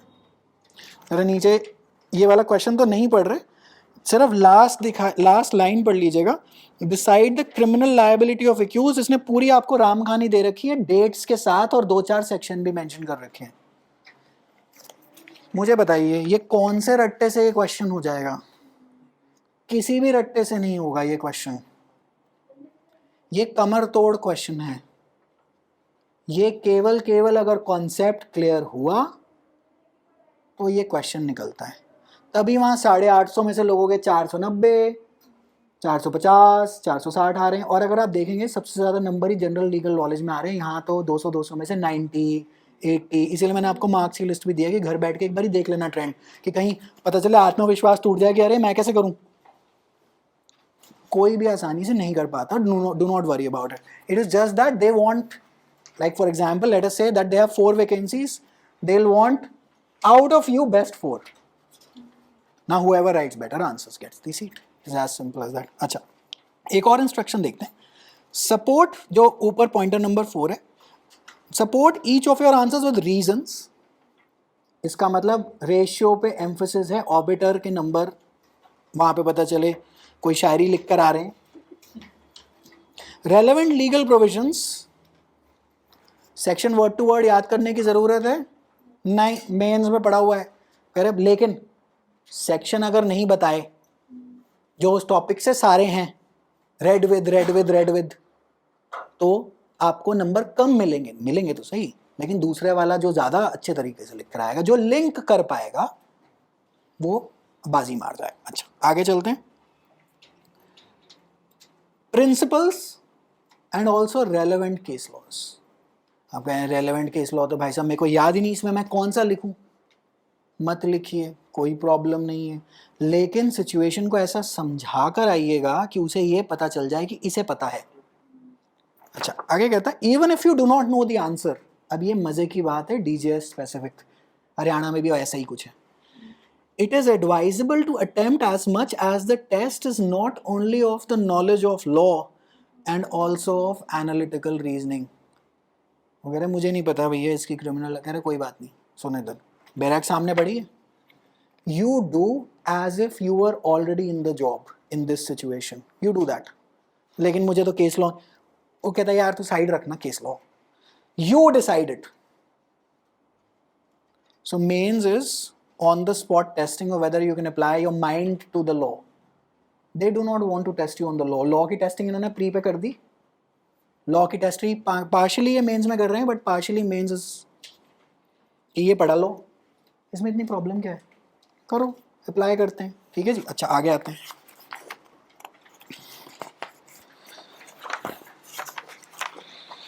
अब आइए अपनी सिविल प्लीडिंग्स वाली, जो मैंने जो प्लेंट की जो कॉपी दे रखी है, और खोल लीजिए साथ में सीपीसी, और सीधा चले जाइए ऑर्डर 7 पे। कह रहे भाई साहब वो ऑर्डर 7 से शुरू करना पड़ेगा। 6 देखिए क्या है, 6 की सिर्फ हेडिंग देखिएगा क्या है, pleadings generally. Order 7 is plaint, order 8 is written statement, set off and counter claim. I won't get into what is a set off. Order 1 क्या है, पार्टीज टू अ सूट, यही है, चेक कर लीजिए। Then there must be framing, right, then there must be appointment of pleaders. It is given very logically in a systematic। भैया पहले suit अगर लगेगा, सिविल में कोई झगड़ा हुआ है, एक प्लेंटिव एक डिफेंडेंट तो होगा, वो कह रहे हैं उनके बारे में पहले चर्चा कर लेते हैं। ऑर्डर 1, तो सेक्शन और ऑर्डर्स के अंदर ये आपका कोड स्प्लिट आउट है। Sections give you the broad overview, the implementation of how the sections work is given in these orders. वो कह रहे डिक्री तो आपने उठा ली, अब इसकी एग्जीक्यूशन कराओगे। ऑर्डर 21 के अंदर सारी कहानी बता दी। ऑर्डर 7 के अंदर आ जाइए सिविल प्लीडिंग्स के अंदर, जो मैंने आपको जो शीट दे रखी है, विच इज आई थिंक आप शुड बी आफ्टर पेज 15 और 16, पेज 16 के बाद 17th पेज पे ऑर्डर 7 प्लेंट, ठीक है जी। अच्छा देखिएगा, civil pleading in the court of district जज, डिस्ट्रिक्ट दिल्ली, सूट नंबर फलाना ढमकाना ऑफ 20, सूट अंडर कह रहे 37 इज समरी, ठीक है जी। अच्छा आप कहें समरी तो मुझे पता नहीं, कोई बात नहीं। ऑर्डर 7 रूल 1 ए पढ़िए। The plaint shall contain the following particulars, the name of the court in which the suit is brought. दे दिया उसने, प्लेंट में ऊपर कोर्ट का नाम दे दिया है कि नहीं दिया है। अच्छा, order 7 rule 1 B, rule 1 clause B, the name, description and place and residence of the plaintiff, दे दिया उन्होंने, ठीक है जी। अच्छा आगे चलते हैं। Order 7 rule 1 C, the name, description, place or residence of the defendant so far as they may be ascertained. Now if you read the bare act like without this, you'll be like ये क्या बोल रहा है। मैं कहूँगा रट लो, आप कहेंगे हाँ जी। क्लास में तो आप हाँ जी कहेंगे, वो सुट्टा मार देंगे, भाई समझ नहीं आया क्या बोल रही है, क्योंकि बेइज्जती के चक्कर में बोलेंगे भी नहीं कि डाउट आ रहा है। थोड़ी सी प्रैक्टिकल चीज़ें देखनी है ऐसे ही, ठीक है जी। अच्छा आगे देखते हैं। ऑर्डर 7 रूल 1 एफ में क्या कह रहा है? The facts showing the court has जूरिसडिक्शन। Homework करेंगे जब भी सीपीसी, जब भी आप स्टेज पे आएंगे सीपीसी पढ़ेंगे, इसको इस ऑर्डर से ऐसे कनेक्ट कर लीजिएगा ताकि दिमाग में रह जाए, otherwise these orders will not make any sense to you. अच्छा लोग कहते हैं, जैसे ये लोग जो कह रहे हैं 3 years ऑफ एक्सपीरियंस, जो कि आई थिंक एक स्टेट में इन्होंने इंट्रोड्यूस करा, किसमें करा, मध्य प्रदेश में करा शायद, राइट? ये लोग कहीं पे कहीं पर वो 70% तो देवी जी दिल्ली वालों के तो ना आते 70%। मध्य प्रदेश में आई थिंक है 3 साल या 70%, राइट? ये 3 साल वाला क्लॉज क्यों लाना चाह रहे थे? यहाँ पे रट्टा मार मार के तो आदमी पहुंच जाता है, जुडिशियल ट्रेनिंग अकेडमी में पहुंचता है, आप द्वारका में बैठेंगे जाकर, वो कहते हैं ये रही जी प्लेंट वगैरह, इसका मैं क्या करूं, समझ नहीं आ रहे, कह रहे तुमने पेपर निकाल, कह रहे लेकिन सर, इसीलिए ट्रेनिंग भी कराई जाती है, दे वांट बेटर कैंडिडेट्स वगैरह, थोड़ा सा प्रैक्टिकल जरा देख कर आना। अच्छा अब ये सारा का सारा तो हमने यहाँ पे डाल दिया, देखिए अगले पेज पे आइएगा। ऑर्डर 7 रूल 5 मेंशन करा हुआ है मैंने। Defendants and interest and liability to be shown, the plaintiff shall show that the defendant is or claims to be interested in subject matter and that he is liable to be called upon the answer to the plaintiff's demand. जरा देखना ये कौन सा है order 7 rule 5, that the defendant is now liable to pay a sum of 4,19,200, 18%. Why do you think this is there? This is there to comply with this order and rule that is there. एक तो हम theory पढ़ेंगे और थोड़ा सा practical aspect भी देख लेंगे। अच्छा क्या इस प्रैक्टिकल एस्पेक्ट पे कोई क्वेश्चन आएगा? नहीं आता। But do you think it gives you better conceptual clarity to tackle a mains का क्वेश्चन इवेंचुअली, कि हाँ भैया प्लेंट देखे हुए थे हम, कॉज ऑफ एक्शन हमें पता है। एक तो हो गया कॉज ऑफ एक्शन के बारे में थ्योरी, जो इसमें 15 पेज की है। एक है कॉज ऑफ एक्शन, यहाँ पर कहता है, ऊपर पढ़िएगा जरा, यहाँ पे 4 नंबर पैराग्राफ में, that the defendant approached the plaintiff for the construction of building for their paper mill at Chandigarh sometime in the year 2000, whereupon the plaintiff constructed the building and handed over the possession of the same to the defendant sometime in December 2013. This is where the cause of action is arising. Now once you know कि practical में cause of action यहाँ से पैदा हो रहा है, you will be able to tackle the mains का question better. Because such a question, मैं ये जो आपके जो मैंने plaint दिया, ये पूरा एक mains का पूरा एक question है। Decide territorial jurisdiction, decide the plea of res judicata, decide everything. CPC सामने पड़ी होगी, लेकिन अगर कभी ये नहीं देखा है, मृत्यु सर्टेन है मेंस में। ठीक है जी। अच्छा आगे चलते हैं। Final before I let you go. अच्छा अगले पेज पे एफिडेविट लिखा हुआ है, ऑर्डर 6 खोलना, रूल 15।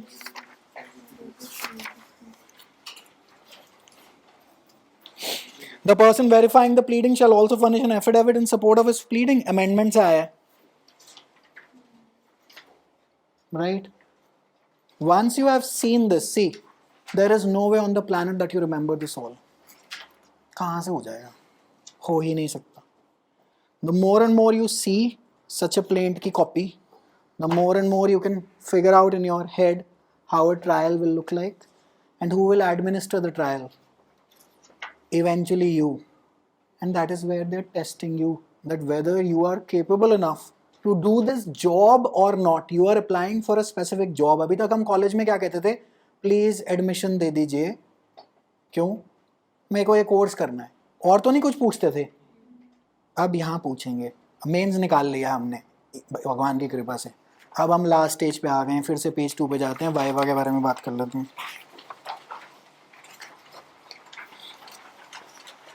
अच्छा सारा सिलेबस यहाँ पे मेंशन है, civil law 1, 2, I won't just read out the syllabus for you, it is already mentioned in your notes. ठीक है जी। मार्क्स 150, लेकिन टू अपीयर इन वाइवा कहता है 40% तो मुझे पेपरों में ला के दीजिए। कितना कितना हो गया? मिनिमम 100 नंबर चाहिए लीगल नॉलेज एंड लैंग्वेज में, मिनिमम 80 एंड 80 आउट ऑफ 200। ठीक ठाक नंबर है, I believe they are not unfair in asking. कहता है 80 से नीचे आए किसी एक में भी, बाय, बुलाएगा नहीं। कह रहे लेकिन मेरे वो लीगल नॉलेज में सर 190 है। अरे sorry buddy, not happening. Legal knowledge में इन्होंने 100 क्यों रखे? They know the paper is easier, they themselves are telling you कि अरे ये तो नन्ना मुन्ना सा पेपर था, इसमें भी तुम 100 नहीं ला पाए। दूसरे पेपर में 80, 100 पे भी नहीं जा रहा बेचारा, 50% पे नहीं गया। ठीक है जी। अच्छा, कहता है 40% सब में एंड ओवरऑल 50%, मतलब 850 में से अगर 425 से भी नीचे हो गए, अरे भाई बात नहीं करनी है। क्यों? क्योंकि कह रहा है तुम्हारे से ऊपर कोई ना कोई होगा, मुझे उससे बात करनी है। अब बात में क्या पूछेगा? सबसे पहला question, what do you think they gonna ask you in why this? So there has to be a very clear cut answer in your mind कि व्हाई दिस, और ज़्यादा ईमानदारी वाला आंसर नहीं। पावर चाहिए, स्टेटस चाहिए, लाल बत्ती वाली गाड़ी, नीली बत्ती वाली फ्लैट चाहिए आपको कोर्ट कॉम्प्लेक्स में। ये सब नहीं बोलना है, नहीं बोलना कि दहेज मिलेगा, शादी हो जाएगी। अरे भाई साहब क्या बातें कर रहे हो आप? अरे आप जाइए, आप सबसे पहले आप जाइए, वो दूसरे वाले को बोलो चाहे कट ऑफ उसका ना अभी आया हो, यह आंसर क्लियर करके चलिएगा। दूसरा, वो कहता है मुझे इसमें भी 50% चाहिए अनरिजर्व से। 150 में से कितने चाहिए? 75। ना viva usually is not a very complicated process. अच्छा, अब क्या है? अब now think if you have a pre में 180 समथिंग, वो तो उसके सामने तो स्कोर होगा कहीं ना कहीं, क्या पता हो क्या पता ना हो, I am really not sure. But अगर है, do you think it makes an impact getting a good score in pre? Do you think your marks will make a good impact कि यहाँ तक पहुँच गए हो? अब बेसिकली वाइवा का पर्पस क्या है कि जो तुमने अभी तक डेमोन्स्ट्रेट करा है, मैं जानना चाहता हूँ कि शक्ल सूरत है तुम्हारी इस नौकरी के लायक कि नहीं। पता चले आप वाइवा में पहुंचे, 2 बाली यहाँ लगा रखी और बीच में वो मोहॉक करा है पर्पल कलर का, और आप टॉपर हैं। वो कहेगा तू यहाँ से बाहर निकल, तू तो पूरी न्याय प्रणाली से क्या बोलते हैं भरोसा उठवा देगा जनता का कि ये न्याय देंगे, इनको इलेक्ट्रिक गिटार बजवाओ यूएस में, ये नहीं बैठ सकता यहाँ पर। टेक्निकली स्पीकिंग वो यही चेक कर रहा है। अच्छा, वाइवा में पूछ लेगा which is your favourite subject, आप कह देंगे कॉन्स्टिट्यूशन या आप कह देंगे सीपीसी, उसमें से 5, 7, 10 सवाल पूछ लेगा आपसे। लेकिन फिर बेसिक उनका भी फेवरेट वही है, एफआईआर लगेगी तो बेटा क्या होगा, अगर पुलिस वालों ने मना कर दिया तो प्रोसीजर क्या होगा। जो इम्पॉर्टेंट सिग्निफिकेंट प्रोविजंस हैं, again of the same damn thing, this paper will again come back to those provisions that make you powerful over the ordinary public. In service of them only, to administer justice to them, they will ask you those provisions again, and then they'll mark you out. और फिर अच्छा, और इसमें भी viva में भी शर्त है, कितने लोग बुलाएंगे, यहाँ पे कहीं पे लिखा हुआ है 3 times the seats, provided that the candidate shortlist for Viva shall not exceed 3 times in the number of vacancies in each category advertised. So if there are 20 UR vacancies, only 60 will be called for Viva. तो एक seat पे अभी भी 3 आदमी लड़ रहे हैं। अब जिसकी टाई सूट बूट और प्रोविजंस उस दिन बेहतर हुई, उनको ज़्यादा नंबर मिलेंगे, थोड़े दूसरे वालों को कम मिलेंगे। बट यूजली अगर मेंस में नंबर आ जाते हैं, viva isn't exactly that much of a problem. However, it still is because there are 3 people fighting for 1 seat. तो अब वो चलेगा, वो हैप्पी बर्थडे पे जो म्यूजिकल चेयर्स चलती थी, अब लॉटरी सिस्टम रह गया। क्यों? क्योंकि देखिए सूट बूट शक्ल सूरत सबकी ऑलमोस्ट एक बराबर होगी। अच्छा, क्वेश्चंस भी सबके एक बराबर होंगे। अब सामने वाले का मूड, आपके ग्रह नक्षत्र और जन्म कुंडली, अब अगर लिखी है रोटी पानी आज मतलब थ्रू दिस नौकरी तो मिल जाएगी। उसके अलावा अब उसका कोई शॉर्ट कोई फॉर्मूला नहीं है, जितने मर्जी मॉक इंटरव्यू देख लेगा जो यूट्यूब पे, कुछ नहीं होगा। ठीक है जी। अच्छा, आगे चलते हैं। अच्छा, आगे क्या ही चलेंगे, अब तो खैर आगे आ ही गया है। कह रहे जीवन में आगे जाके तुम्हारा कुछ होगा, मैं तो कहता हूँ आगे हो गया। अच्छा, अब हम अपनी बात कर लेते हैं। पेज नंबर 9 पे मैंने ये लिख दिया। अब देखिए, मैंने पहले सोचा था सीपीसी की मैं छोटी मोटी क्लास ले लूँगा प्लेस ऑफ सूइंग की, बट मुझे लगता है आप मुझे सू कर देंगे अगर मैंने आपको थोड़ी देर और बैठा दिया यहाँ पर। तो खैर छोड़ें। यूजुअली प्लेस ऑफ सूइंग पे ऑलमोस्ट पौने घंटे, या ऑनलाइन में तो अभी 1 घंटा 1.25 घंटे की क्लास थी, तो ऑफलाइन में 2.5 घंटे की चल जाती है। Place of sewing is sections 15 to 20। मैंने उसके सैम्पल एमसीक्यूज आपको दे रखे हैं इसके अंदर, very simple MCQs. As soon as you open the section you will be able to tackle them out. That is level 1 का एमसीक्यू। सीपीसी खोलेंगे 15 to 20, you will find them on one of your sheets, you will be able to tackle them all. these just 22 pre के questions हैं, standard very very simple questions, you know, मतलब ऐसी कोई दिक्कत नहीं आती। अब इस पेपर की तैयारी कैसे करें? 3 तरीके हैं, एक है सेल्फ प्रेप, एक है ऑनलाइन और एक है ऑफलाइन। सिंपल बात। आप कहेंगे जो जी ये तो अपनी प्रमोशन कर रहे हैं। नहीं, मैं आपको तैयारी का रास्ता बता रहा हूँ कि क्या है। क्या सेल्फ प्रिपरेशन से पेपर निकलता है? हाँ, प्रोवाइडेड उसमें स्टार है कि क्या आप उसके लायक हैं। अगर आप हैं ज़रूर करिए। खैर ऐसा तो विश्व में कोई पेपर नहीं हुआ जो नहीं निकलता। आप यूट्यूब पे, I am sure if you are going to be attempting this paper, आप टॉपरों के इंटरव्यू पक्का जाके देखेंगे, राइट? और हर आदमी आपको कहेगा हाँ हाँ ये 2-4 किताबें 4 दिन 5 दिन में सब मैंने काम कर लिया। शायद ना किया हो। जो कोई मदद लेता है कहीं से भी, ज़्यादातर बाद में डिस्क्लोज नहीं करता। अच्छा, ज़्यादातर नाम भी नहीं बताता। क्यों? क्योंकि अपनी प्राइड इन्वॉल्व है। सबको लगता है, लोगों को कहीं ना कहीं ये कि दिमाग में आता है कि यार मदद लेके किए थे, अपने आप नहीं किए थे। होता है। तो ज़्यादातर लोग फुल इंफॉर्मेशन डिस्क्लोज नहीं करते। ये आप पे है कि आप डिसाइड करिए कि whether you want help. If you want help and you can still manage on your own, that is you can self pace and you can self manage your studies, online is the best option if you want help। मैं हमेशा हर किसी को कहता हूँ भैया देखिए सुनिए, आप लोग mostly on an average law के अगर फाइनल ईयर में भी होंगे तो ऑन एन एवरेज आपकी क्या उम्र होगी? 21-22 की उम्र होगी। कोचिंग के टाइम पे पहले 17 साल की उम्र में आकर्षण होता था कि जाएंगे, मम्मी पापा से थोड़ा सा दूर रहेंगे, ये करेंगे वो करेंगे, घूमेंगे फिरेंगे, ऐश करेंगे।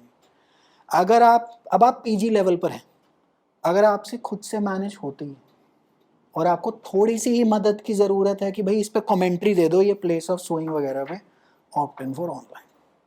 आपके सर पे अगर एक डंडा चाहिए, अगर आप वैसा व्यक्ति हैं कि भाई साहब बिना इंस्ट्रक्टर के, लाइव इंस्ट्रक्टर के मैं नहीं पढ़ सकता या पढ़ सकती जब तक मुझे 3 दिन या 4 दिन यहाँ पे प्रकट ना होना पड़े और बिठाकर कोई मुझे पढ़वा ना दे, ये आप पे है। तीसरा, मुझे किसी की कोई ज़रूरत नहीं है। होते हैं ऐसे भी व्यक्ति हैं, वो यूजुअली ये होते हैं जो 8वीं कक्षा से ही 95% प्लस के ब्रैकेट में होते हैं और वो दुनिया को समझा रहे होते हैं तुम्हें ट्यूशन की क्या ज़रूरत है। मेरा तो हमेशा काउंटर जवाब आता था, मैं डम्ब हूँ, मेरे को ट्यूशन की ज़रूरत है। ये आपकी प्रकृति पे डिपेंड करेगा। टाइम कितना लगेगा? 12 महीना। सिलेबस आपके सामने पड़ा हुआ है, 1 साल तकरीबन लग जाएगा। अच्छा, मान लेते हैं कोचिंग करनी हो तो शुरू कब से करें कि मेरा पहले फर्स्ट ईयर कंप्लीट हो जाए। आप इस एग्ज़ाम की, देखिए ये वो वाला एग्ज़ाम नहीं है जो हर साल होना ही होना है, नहीं हो पाएगा ऐसा। ये एग्ज़ाम वो है कि आप अपनी तैयारी करके रख लीजिए और कहीं आप ऐसा टाइम करना चाहें कि जैसे ही मैं फाइनल ईयर के पेपर दूं और नोटिफिकेशन आए और मैं अटेम्प्ट दे दूं, 100 में से 90 बार तो नहीं टाइम आउट कर पाएंगे इस बात को, क्योंकि नोटिफिकेशन हमारे हाथ से बाहर की चीज़ है। या तो ये पता हो ना, जैसे फॉर एग्जाम्पल DULB है, CUET है, क्लैट है, हमें पता है 1 साल पहले भी किया, होगा कब। ये जुडिशरी सर्विसेज, जुडिशल सर्विसेज का नहीं पता होता। अच्छा, आप कहें सर जैसे ही कोचिंग खत्म हो अगले दिन ही जाके पेपर दें, सब याद रह जाएगा। कुछ नहीं याद रहने वाला। मान लेते हैं CPC, देखिए मैं अभी जैसे अक्टूबर में बैच शुरू करूँ, यहाँ पे 7 अक्टूबर से बैच शुरू इसी जगह पर, और इतना ही बैच साइज, क्योंकि इससे बड़ा कमरा ही नहीं है, सिंपल बात है, और इससे ज़्यादा लोग भी नहीं आएंगे, सिंपल सा फंडा है। हाउएवर, आप कहें कि जी मैं सबसे पहले 1.5 या 2 महीने मुझे CPC और लिमिटेशन में लगेंगे। हम टारगेट करें 2025 के अटेम्प्ट की। 24 में तो नहीं होगी तैयारी, अक्टूबर में शुरू करेंगे, मैं सिलेबस कैसे कंप्लीट करा दूँ। मान लेते हैं 24 में, मार्च में नोटिफिकेशन आ गई और आप कह रहे हैं भाई साहब आपने तो केवल CPC, CRPC, IPC और एविडेंस ही कराए हैं अभी तक तो आप। हाँ, तो 4-5 महीने में इससे ऊपर हो कैसे जाएगा अगर आपने ढंग से तैयारी करनी हो तो मैं तो टारगेट कर रहा हूँ 25 का अटेम्प्ट। अगर आपकी 25 में कोई मन की इच्छा हो तो आप आए। लेकिन अक्टूबर में CPC लिमिटेशन यहाँ करी हुई है, मान लेते हैं हमारा 25 का अटेम्प्ट है, आपको लगता है अगले नवंबर में आपको याद रह जाएगी? आपको लगता है? अगर आपको लग रहा हो कि टाइम आउट में ऐसे करूं कि कोचिंग खत्म होते ही मैं अटेम्प्ट दे दूं और मुझे सब याद रह जाएगा, वो वैसे भी याद नहीं रहना। इस एग्ज़ाम की तैयारी आप जब आप जैसे अभी अभी आपकी एंट्री हुई है फैकल्टी में, जैसे ही फर्स्ट सेमेस्टर ख़त्म हो वैसे ही चालू कर दें। तकरीबन एक बारी go through the entire dam syllabus 12 महीने लगेंगे। 12 महीने में भी 300 मतलब 365 नहीं चाहिए मुझे, 2 महीने छुट्टी, 10 महीने नेट नेट पढ़ाई है ना। ये 10 महीने लोग तो वहाँ पे कह रहे हैं कि जी ऑनलाइन में कह रहे हैं कि वो 3 महीने में भी हो जाती है, 4 महीने में, हाँ हो जाती होगी उनके लिए। भाई मेरा 6 नंबर का चश्मा है, मैं आपको दे दूंगा, आपको नहीं नज़र आएगा। आपका कितने का है? 5 नंबर का। इनका देखूंगा तो मुझे लगेगा ये बेकार फोटोकॉपी निकल आई है, आज कुछ पढ़ा नहीं जा रहा है। सबकी जब जब जब भी आप ऑनलाइन जब भी आप एडवाइस लें तो जेनेरिक एडवाइस नहीं है, मतलब एज इन जेनेरिक एडवाइस है, सब पे एप्लीकेबल नहीं है। जैसे हमारे वो जो फाइनेंस वाले जो इन्फ्लुएंसर हैं वो हमेशा कहते रहते हैं कि घर क्या खरीदोगे, रेंट पे लो और बाकी सारा पैसा स्टॉक मार्केट में डालो। वो कह रहे अगर आपने 2008 में अनिल अंबानी के शेयरों में डाला होता, ना घर होता और ना शेयर है आज की डेट में। तो वो जो ज्ञान जो है वो जेनेरिक है। आप डिसाइड करें कि आपके पास सामने सिलेबस पड़ा हुआ है कि आपको तकरीबन कितना टाइम लगेगा। मुझे तो 12 महीने लगेंगे पूरा कराने में, वर्सेस किसी ने डेडिकेटेड अपने आप तैयारी करनी हो, क्या पता 4-6 महीने में भी कर ले। God only knows. Now since I don't know you individually और personally unless you are a former student, तो मैं बता पाऊंगा कि हाँ भाई तेरे को तो इतना टाइम लगेगा। जो काम इन्होंने करा था, इन्होंने DLLB पिछले साल निकाला था, 300 नंबर आए थे। स्कैम ना हुआ होता तो टॉप 20 में थी रैंक, वो तो एक आपके डूसू वाले सारे खा गए, बट एनी विच वे वहाँ नहीं जाएंगे। तो PU के पेपर भी एनालाइज करे थे, AILT के भी एनालाइज करे थे, क्लैट व्लैट के भी एनालाइज करे थे, सारों से डिटेल निकाली थी, तो नंबर अच्छे आ गए। प्रोसेस रिपीट करनी पड़ेगी यहाँ पर भी। कहाँ से रिपीट करेंगे? प्री में दूसरे स्टेट्स के पेपर पढ़े हैं ना सारे। कॉन्ट्रैक्ट एक्ट नहीं बदल रही, CPC नहीं बदल रही, टॉट नहीं बदल रहे, इंटरनेशनल क्रिमिनल कोर्ट का हेडक्वार्टर भी नहीं बदल रहा, और पेपर अलग अलग हैं। हर पेपर एनालाइज करके प्री का सारा जूस निकाल लिया। लेकिन however having said that, it is very easy to for me to say that, क्योंकि जब वहाँ पे वो ऑर्डर 7 बार बार पूछेगा और ऑर्डर 7 पता ही नहीं है तो निकालने में उसको दिक्कत होगी। तो पहले पढ़ भी लेंगे और साथ साथ ये काम करना पड़ेगा। दूसरा, मेंस का क्या करें, क्योंकि प्री तो क्वालिफाइंग है। मेंस में थ्योरी पोर्शन जैसे ही हो जाएगा उसके बाद मेंस के कॉन्सेप्चुअल आंसर्स की प्रैक्टिस करनी पड़ेगी, क्योंकि 2 दिन में होंगे मेंस। कितने पेपर हैं आपके? 2 दिन में मेंस का मतलब क्या है? एक दिन में कितने पेपर? एक दिन में 2 paper. Duration of each paper semester, सुबह शाम। इंस्टाग्राम रील देख देख के अगर अटेंशन स्पैन शॉर्ट हो गया तो मेंस में वैसे ही बेड़ा गर्क हो जाएगा, क्योंकि 3-3 घंटे ये राम कहानी लिखनी है, ज़्यादातर शॉर्ट सर्किट हो जाता है। तो अटेंशन स्पैन भी बढ़ाना पड़ेगा। अटेंशन स्पैन कैसे बढ़ाएंगे? यूट्यूब शॉर्ट, इंस्टाग्राम रील कम करके और रीडिंग करके। अच्छा, देन राइटिंग करके। फिर क्या करेंगे? अपने आप के लिए एक एनवायरनमेंट स्टिमुलेट करना पड़ेगा, अपने दिमाग की स्टिमुलेशन हो और एग्जाम की सिमुलेशन हो। क्या होगा उसमें? बैराक रख लीजिए सामने, थ्योरी पढ़ ली, try writing an answer. You will have to, before the exam you will have to write an answer. अच्छा आप सोच लें पहले प्री की तैयारी कर लेता हूँ, निकला तो फिर मेंस की करेंगे, नहीं निकलेगा। अच्छा हम गए मेंस की तैयारी तो ऐसी कर दी, प्री तो निकल ही जाता है 90% लोगों का। कहाँ निकल रहा है? वो क्वेश्चन देखें, क्वेश्चनों की वो जो लेंथ, वो 1 लाइनर MCQ हम हमेशा देखते हैं क्योंकि हमें पॉजिटिविटी बायस है कि ये तो मैं टैकल कर लूंगा। हाँ, 200 में से 100 नंबर के क्वेश्चन आप पक्का टैकल कर लेंगे। सारी लड़ाई लास्ट 30 की है, क्योंकि 100 तो आपके भाई बहन जो पेपर दे रहे हैं वो भी टैकल आउट कर लेंगे ना, क्योंकि LLB करते हुए तो वो भी आ रहे हैं। इतना तो उन्हें भी पता होगा कि अनड्यू इन्फ्लुएंस और फ्रॉड में अंतर क्या है, जो सीरियस कैंडिडेट। अच्छा फिर आप गए हैं, कंपटीशन बहुत है। आप अपने लॉ के सेक्शन में कॉलेज में कितने लोग पढ़ने आए थे लॉ? 60 के सेक्शन में, 60 में से कितने लोग? 10 लोग ही थे, बाकी कोई पेपर नहीं क्लियर हुआ तो लॉ कर ली। ऐसे ही यहाँ पे प्री में बैठते बहुत हैं। प्री का मेन पर्पस है कि तू निकल, वकालत नहीं है चलो पेपर दे दिए, तू निकल यहाँ से, पहले वो निकाल देगा बाहर।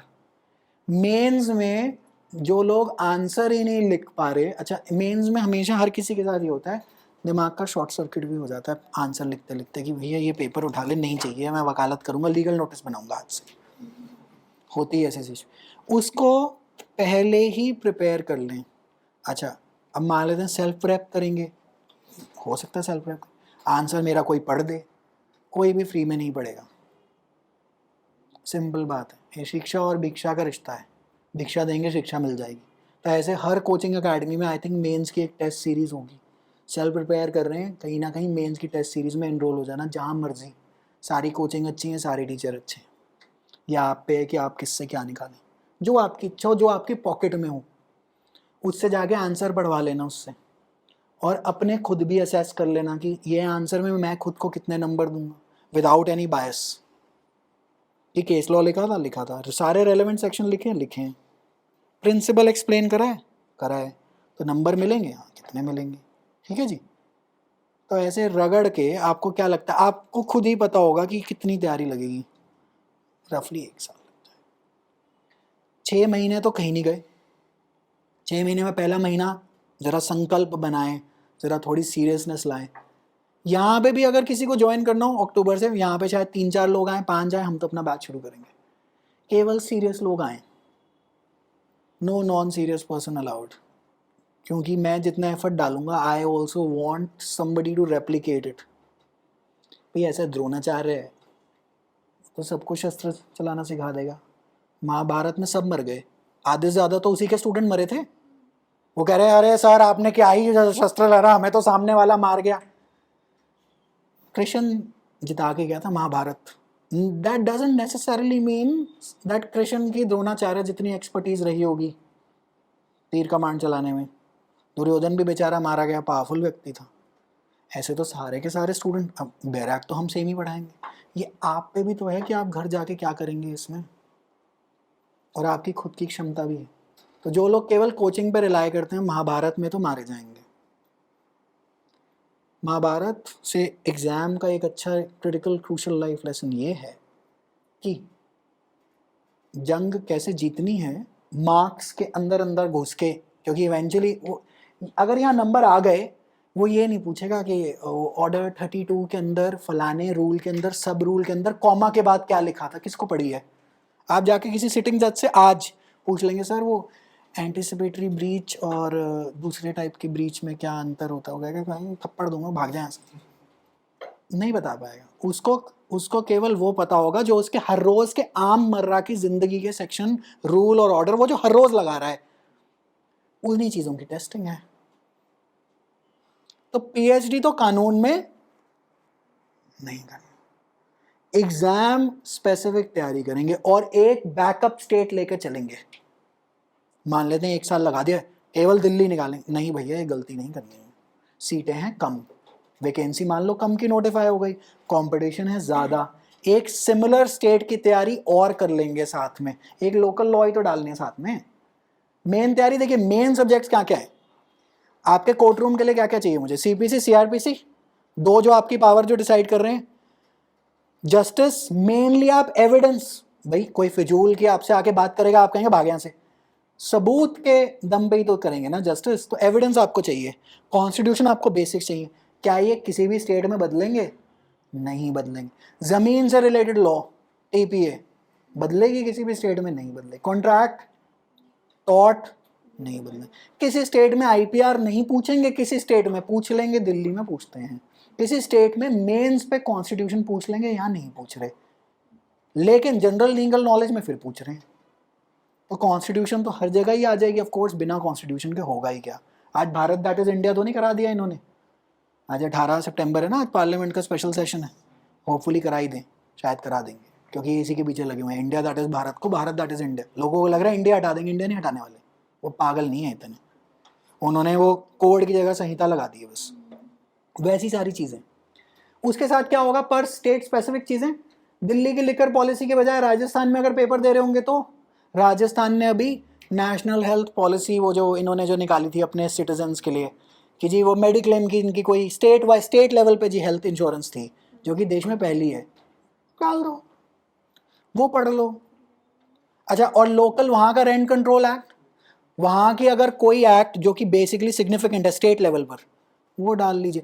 कोर तो सेम ही हो गई, कोर वही 5-7 बैराक चलती हैं, उसके अंदर सेक्शन 67 आपका टीपीए वहीं का वहीं चलता है, मॉर्टगेज की फोरक्लोजर रिडेम्पशन।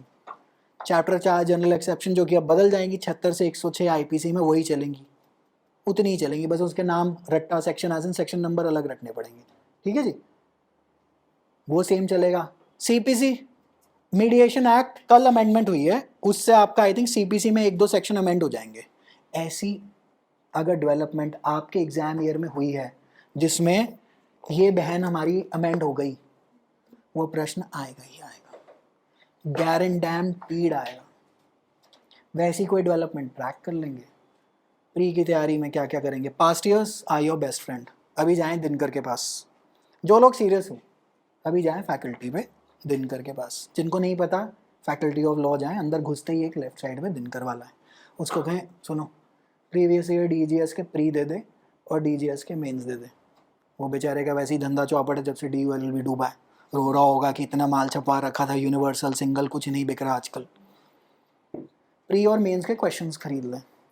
उसके बाद homework 2, analyse on which all, तो सब्जेक्ट वाइज नोटबुक्स चाहिए, सीपीसी की अलग, प्री की अलग।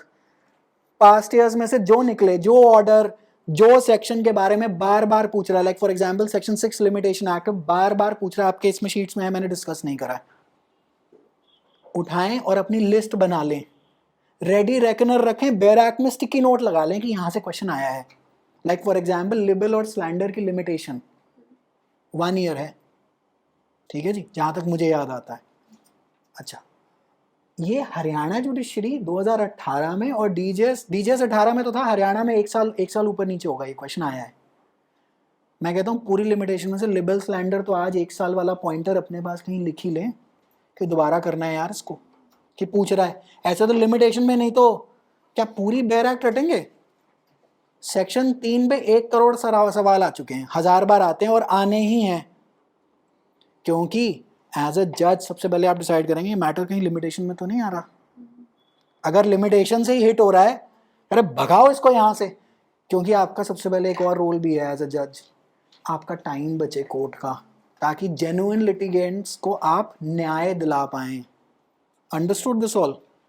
वो आप लिस्ट बनाएंगे सब्जेक्ट वाइज, सीआरपीसी की अलग, एविडेंस की अलग, आईपीसी की अलग, सीआरपीसी सब कुछ अलग अलग, कॉन्स्टिट्यूशन अलग, सारे आप लिस्ट बनाएंगे, कौन से आर्टिकल, कौन से सेक्शन, कौन से ऑर्डर, कौन से रूल से आ रहा है। प्री की तैयारी तो यहाँ से शुरू हो जाएगी। मेंस में आप जाएंगे और आप टॉपिक्स निकालेंगे कि ये टेरिटोरियल ज्यूरिसडिक्शन पे आप नोट कर लीजिएगा, हर साल या हर दूसरे साल एक प्रश्न पक्का आता है। मैं कहता हूँ पूरी सीपीसी आती हो या ना आती हो, सेक्शन 15 से लेके 21 जो कि टेरिटोरियल ज्यूरिसडिक्शन पर हैं, जो कि डिसाइड करेंगे कि केस लगेगा कहाँ, उन पे एक आंसर फ्रेम आउट करना शुरू कर दीजिए। आपको एक टॉपिक मैंने ही बता दिया है, ठीक है जी।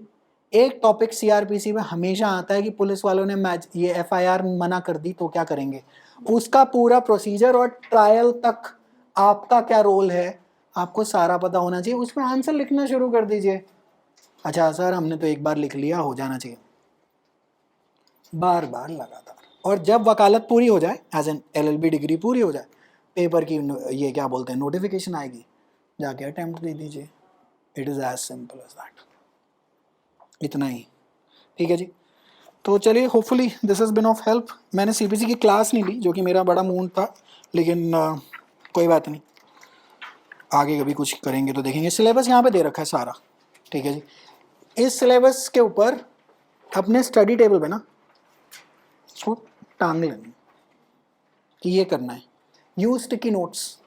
बाय द टाइम आपकी जुडिशरी की तैयारी पूरी हो रही हो और आपकी बेयर एक्टों ने होली ना खेली हो, तो आपकी तैयारी नहीं हुई। यहाँ पे आपके स्टिकी नोट्स लगने चाहिए। प्री का ये क्वेश्चन है, प्री में बार बार ये क्वेश्चन पूछा गया है, और मेंस के टॉपिक्स भी। और आपके पास 2 नोटबुक्स पर सब्जेक्ट होनी चाहिए। एक आपकी होगी प्री की नोटबुक पर सब्जेक्ट, और एक आपकी होगी मेंस के आप जो आंसर प्रैक्टिस आउट करेंगे। और आप दिल्ली जैसा ही स्टेट एक और ढूंढेंगे, जो मोस्ट लाइकली हरियाणा, और एक और भी ढूंढ लेंगे, जहाँ पे फैक्ट बेस्ड क्वेश्चंस आ रहे हैं। क्योंकि देखिए उन क्वेश्चंस को, अगर जो फैक्ट बेस्ड जो क्वेश्चंस है ना, आपको लगे यार पास्ट ईयर वाला रिपीट हो जाएगा, टॉपिक रिपीट होगा, कहानी रिपीट कभी नहीं होती, कहानी अलग अलग हो जाएगी। और जो लोग अभी अभी सेमेस्टर में हैं, केस मैट पढ़ने की आदत डाल लीजिए। दोज केस मैट्स जो जजमेंट्स हैं, इवेंचुअली मेंस क्या है, जजमेंट राइटिंग कंपटीशन ही है एक तरह से, कि जज साहब जैसे लिख रहे हैं वैसे हम भी बता देंगे। अब पता चले जी उसने कहा decide the criminal liability of the accused is criminal liable, warm regards. अरे अरे भाई साहब, अरे ये क्या हुआ, अरे रेशियो, कह रहे नहीं वो हम रेशियो नीचे से देखते थे, हम तो ऊपर दिए हैं। हम कह रहे मैं, कह तू निकल यहाँ से।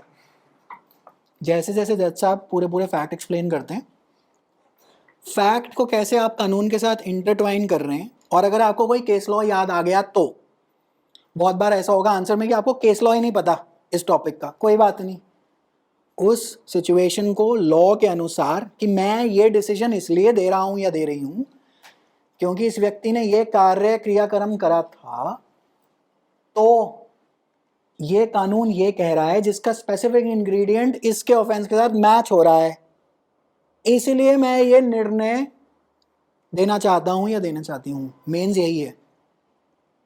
और दूसरा मेंस दूसरे टाइप, रेस जुडिकाटा ईस्टॉपल में अंतर, रेस जुडिकाटा का सेक्शन बता दिया, सेक्शन के इंग्रेडिएंट बता दिए, क्लासिक केस लॉस। अच्छा रेस जुडिकाटा कहाँ कहाँ नहीं है, कि अच्छा रिट में रेस जुडिकाटा है, कौन सी रिट एग्जेम्प्ट है रेस जुडिकाटा से, किस खुशी में एग्जेम्प्ट है, पता नहीं। ईस्टॉपल एविडेंस में कहाँ दे रखा है, अच्छा कॉन्ट्रैक्ट एक्ट में दे रखा है कि नहीं दे रखा। और ईस्टॉपल का फंडा क्या है कि हम आपको यू टर्न नहीं करने देंगे, क्यों, यानी अच्छा एक दिन तुम आके कहते हो a is equal to B, दूसरे दिन आके कहते हो b is equal to z, sir वो गलत कह दी। अच्छा और मान लेते हैं प्लेंट को अमेंड करना हो कि सर वो कोई नए फैक्ट निकल आए हैं, ये सब आपको बैक ऑफ द माइंड पता होना चाहिए। बेयर एक्ट सामने पड़ी होगी मेंस में, मेंस में बेयर एक्ट सामने फेंकने का पर्पस क्या है, एग्जामिनर क्या कहना चाह रहा है, क्या है सुन, ये तो मैं देता हूँ तेरे को, तू बता इसको यूज कैसे करेंगे, बस इतना। रेस जुडिकाटा ईस्टॉपल तो पूछ रहा हूँ, ये बड़ी किताब, ये बता कि ये यूज कैसे हुआ। लोग क्या करते हैं, कई लोग मैंने देखा हुआ है, कई आरटीआई में भी किसी ने डिस्कस करा हुआ था, आरटीआई लगाकर पूरी इलस्ट्रेशन 1 to 1 बेयर एक्ट में से लिख दी कि ये लो जी हो गया, नहीं नंबर वन। या तो आप उस इलस्ट्रेशन को समझा दीजिए कि इस इलस्ट्रेशन में ये जो हो रहा है, ये जब जो भी स्टीफेंस भैया मकॉली भैया जो इसको लिख रहे थे, उसके पीछे ये करना क्या चाह रहे थे, तो या तो वो समझाइए। केवल इलस्ट्रेशन वर्ड टू वर्ड लिख देंगे आपको नंबर मिल जाएंगे, वो तो प्रिंट आउट देकर बैठा हुआ है आपको उसका। अच्छा विदाउट कमेंट्री मिलती है बेयर एक्ट, इसमें कोई वो कमेंट वमेंट जो ये यूनिवर्सल वगैरह में होते हैं कुछ नहीं होता। अच्छा डीजेएस में मिलती है, कई स्टेट्स में नहीं मिलती। अच्छा जहाँ पे नहीं मिलती वहाँ पे वो थ्योरी बेस्ड क्वेश्चन ज़्यादा पूछने शुरू हो जाते हैं, फैक्ट बेस्ड क्वेश्चंस कम कर देते हैं। वो कहते हैं कॉन्सेप्ट बता दे, like for example dying declaration पे पूरा 20 नंबर ऐसे लिख के आ जाओ, क्लासिक केस लॉ लिखेंगे, 32 एविडेंस एक्ट लिखेंगे, और वो कैसे यूज़ होगा वो लिखेंगे, semester level answer. I think Rajasthan side पे ज़्यादा वैसे वाले क्वेश्चंस पूछते हैं। अच्छा फिर लैंग्वेज का ध्यान रखना है, हिंदी बेल्ट स्टेट्स में आपके पास ये है, आपके यूपी, आई थिंक यूपी तो हिंदी ही होगा, दिल्ली, हरियाणा, राजस्थान जैसे स्टेट है। केरला का जब तक अनलेस एंड अनटिल उस रीजन की लैंग्वेज नहीं हुई और ऑलरेडी बार्ड। पंजाब में गुरमुखी का पेपर देना पड़ता है, कई लोग वो भी कर लेते हैं। ठीक है जी, बाकी कुछ जानना वानना होगा, कुछ करना वगैरह होगा तो तान्या जी हैं। अच्छा 1 बजे की बात हुई थी, 1:30 बज गए। ठीक है जी, Ram Ram ji, all the very best for your preparation. हाँ जी